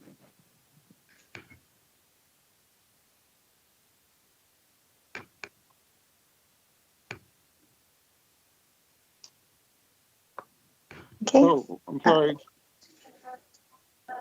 I was muted. I'm sorry. Your vote, Commissioner Robinson? Yes. Judge Samaniego. Aye. Motion carries. Judge, Commissioners, thank you very much. We really appreciate the time you've taken with us today. We're really looking forward to bringing these projects back individually for approval and continuing to move forward under the American Rescue Plan. Thank you. And Betsy, I hope you do realize that we know that it's taken a tremendous amount of work to even get it to this point. Working with Public Works, trying to get all this information. So I hope it doesn't go unnoticed that there's a lot of work to get here. So we thank you, and I know the dedication from your team behind this. So thank you. Thank you, Betsy. Thank you, Judge. Yeah, working with all the county team makes it easy. Yeah. Thank you, Great Betsy. team. Thank you all. This concludes all the items on today's agenda, Judge. Well, thank you, and thank everybody. I mean, it's, as we're sitting here and I'm thinking, we got all these challenges, but we do have 160 million. So I feel like, imagine if we didn't have the money to address some of these concerns. I mean, it would be so disheartening as we're getting out of a pandemic and not being able to be. So I think we have a beautiful lane and a beautiful opportunity to get things going in the right direction. And I know it's going to take tremendous amount of consideration. I think it's going to be not an easy task to really put things in perspective. I mean, so many people have needs, and nonprofits, and there's a lot of expectations. So, I thank each one of the commissioners and what they do for each one of their precincts to really understand what their needs are. So thank you for that passion and dedication, and everybody else today. And I wish all of you a great weekend as we move forward. And Betsy, thank you. And I know you're going to keep us going in the right direction. So thank you and your team. Thank you, sir. Good night. Thank you all. Yeah, Alexis and Miguel and everybody else making it happen, our legal team, thank you as well. Thank you. This concludes today's meeting at 3:52 p.m. Thank you. Thank you, Betsy. Good night.